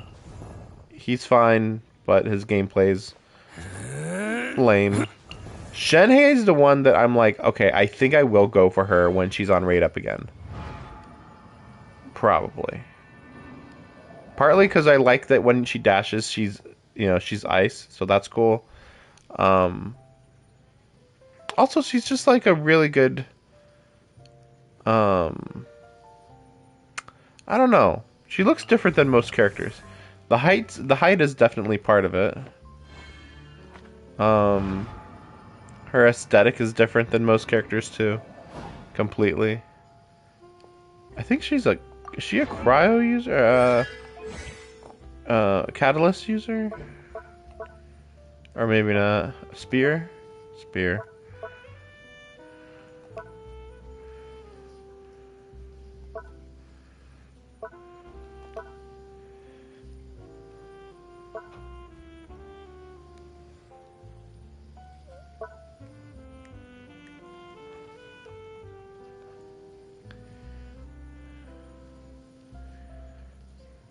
Huh. So she helps out cryo damage. I don't think I have anybody else for cryo damage though. Nobody obvious, I should say. She'd be my only cryo DPS really. And then hate her. Whatever. Don't like her. Whatever. Hate her. Whatever. I actually kinda like Ganyu, but I'm also not super excited about her, so I'm like, whatever. He's okay. And then no and no. Cool would be nice a little bit, but yeah, that's it. Yeah, so ice types. So the weird part is that Shenhei works well with other ice types, but well, I guess I don't have Ganyu and Eula. So technically, if you had Ganyu and Shenhei, that'd be quite crazy strong. I mean, Rosario, I wish her Rosario was better. Her ultimate is really strong, but otherwise, I don't know. Maybe if I build her right, like I'd have to like increase her cryo damage and of course crit rate and crit damage, and then and I guess that's it, technically. And oh no, but yeah, I'd have to look into this because yeah, like well, technically, I think that her ultimate's the most important thing. If it can regenerate, if it can continually regenerate, but she'd need energy regeneration. So yeah, I don't know. Yeah, I mean, I guess one is where she would use crit rate and crit damage, and just use her skill, and that's about it. And then the other one would be being like a sub DPS or whatever, or just a support really, and just use her super attack, her ultimate. But for now, yeah, that's my opinions on characters. Yeah, very weird that there's not as many characters as I feel like there should be. Very odd.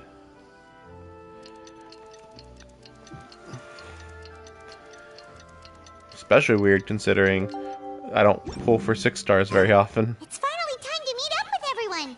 Paimon even dreamt of making the film last night. If Paimon remembers right, we're meeting at Hotel de Boer. Let's get going. Oh yeah, that's right. I also wanted to look at the costumes or outfits. So I mean I went into this before, but yeah, like if these are the starter 4 stars, and these are the starter 5 stars, Now, it's a little weird because Klee's not quite a starter, but I still have to assume that they're going for starters. So my guess would be, I mean, they could do Tignari, but I don't think so. So, yeah, Chi-Chi seems like the most likely. Then again, they did do her too, so yeah, maybe I'm wrong. I mean, they haven't even done a Mona skin yet. But then again, maybe it's in part because she already had what some people consider the best design already. So yeah, these two are kind of oddballs.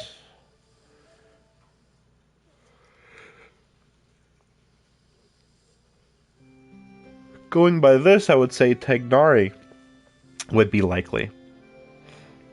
Tignari and somebody that's equivalent of her, maybe?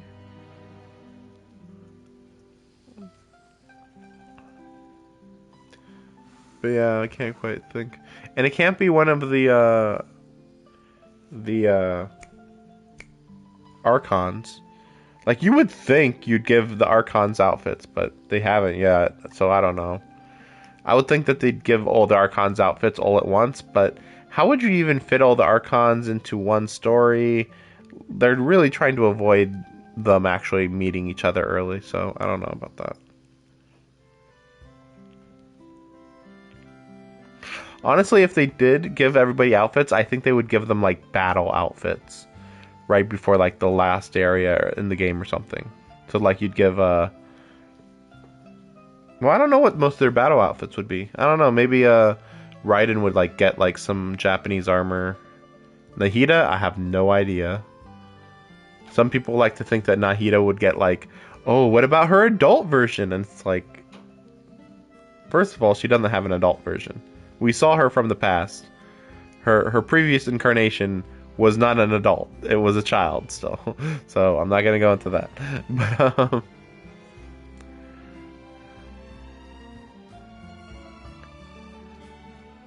Farina couldn't have anything. Like, what the heck would her battle outfit be? Or would it be Nouvelle? See, that's the thing. Is it Nouvelle or is it Farina who is the Archon? Because I think it's Nouvelle. Like, you can say Farina is the Archon, but she isn't really.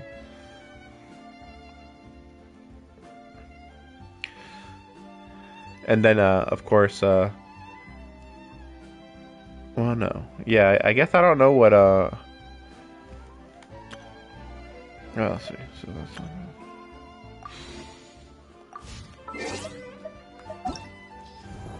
let's see.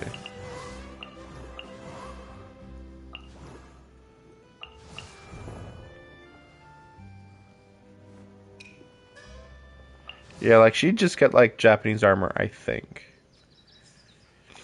And then, Zhongli, I think he would get, like, a hood and a robe, I think. I think that's it, because we've seen him in the past, and that's what he wore.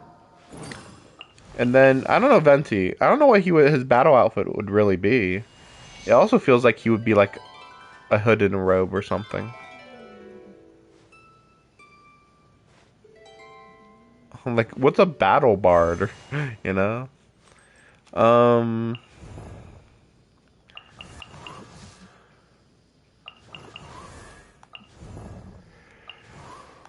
yeah.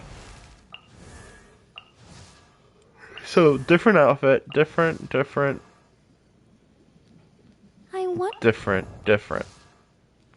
So, I created another... At this point, the question would be Sucrose, which I feel like they're not going to give her an outfit. That would just be kind of odd.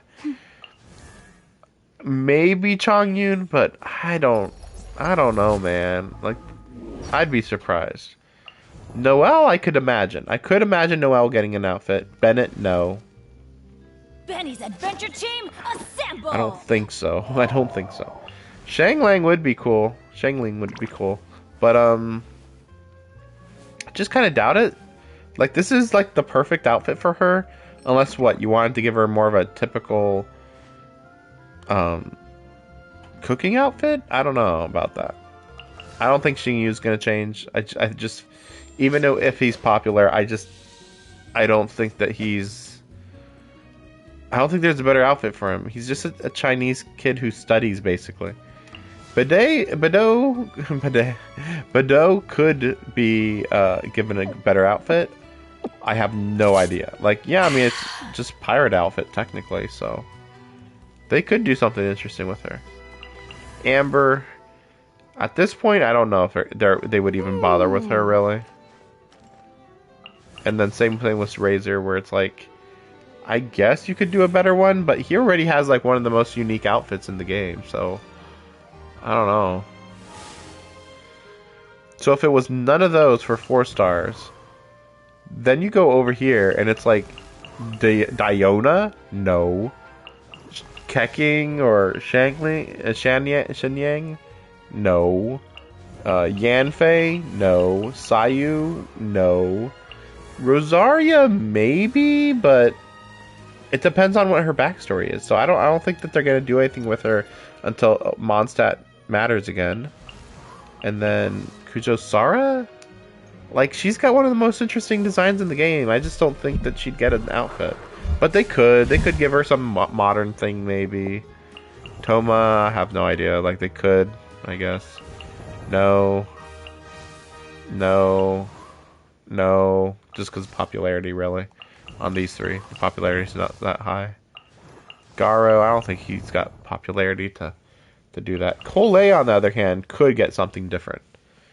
Her design as it is partly interesting and partly really messed up. It could be improved a bit. But I do like it in certain ways. No. Unlikely. And no. I'm trying to think, like, who's the most popular 4 stars? And I don't know, outside of Shangling and Bedeau, and then Amber and Razor kind of are popular, but just in unique ways. Noelle, yeah. This is hard to say. I'm going to say these 3 probably, but yeah, I guess I wouldn't be surprised by Razor or Bennett, because they are pretty popular. Just not widespread popular.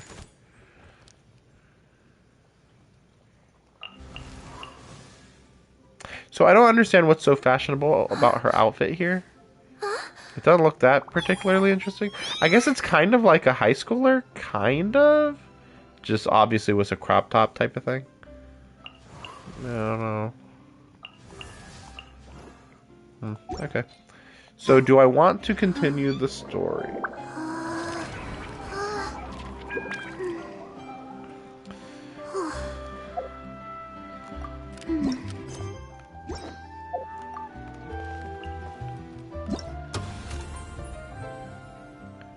Wow, there's only 8 days left, huh?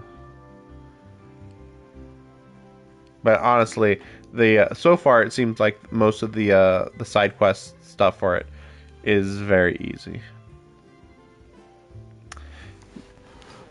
The problem is that it's already pretty late. And I would want to finish this, while I still can.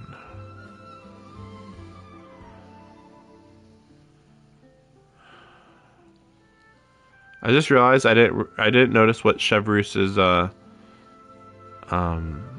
vision is. It must be on her back.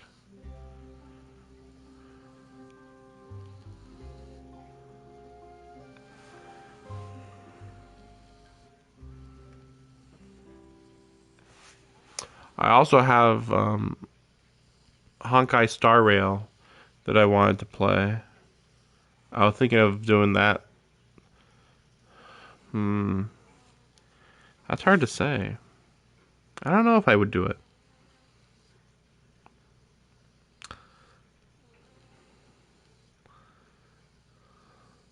Yeah, I've been thinking about playing Honkai Star Rail less. I think I will do this one just because the quality is very good here. But as for doing it today, I don't know, man. Hey, do you know what? Neither do I. I already forgot. I already forgot. I'm just thinking, like, so what? I would play it like 2 or 3 hours tomorrow? Huh. I don't like separating these streams, but I guess there's not much difference on my end, technically. I'll just have to do it early tomorrow morning, really, hopefully. But then again, that's when this was supposed to happen, and then it ended up starting at like 10:30, and now it's almost 3. So, been going for about 4-ish hours.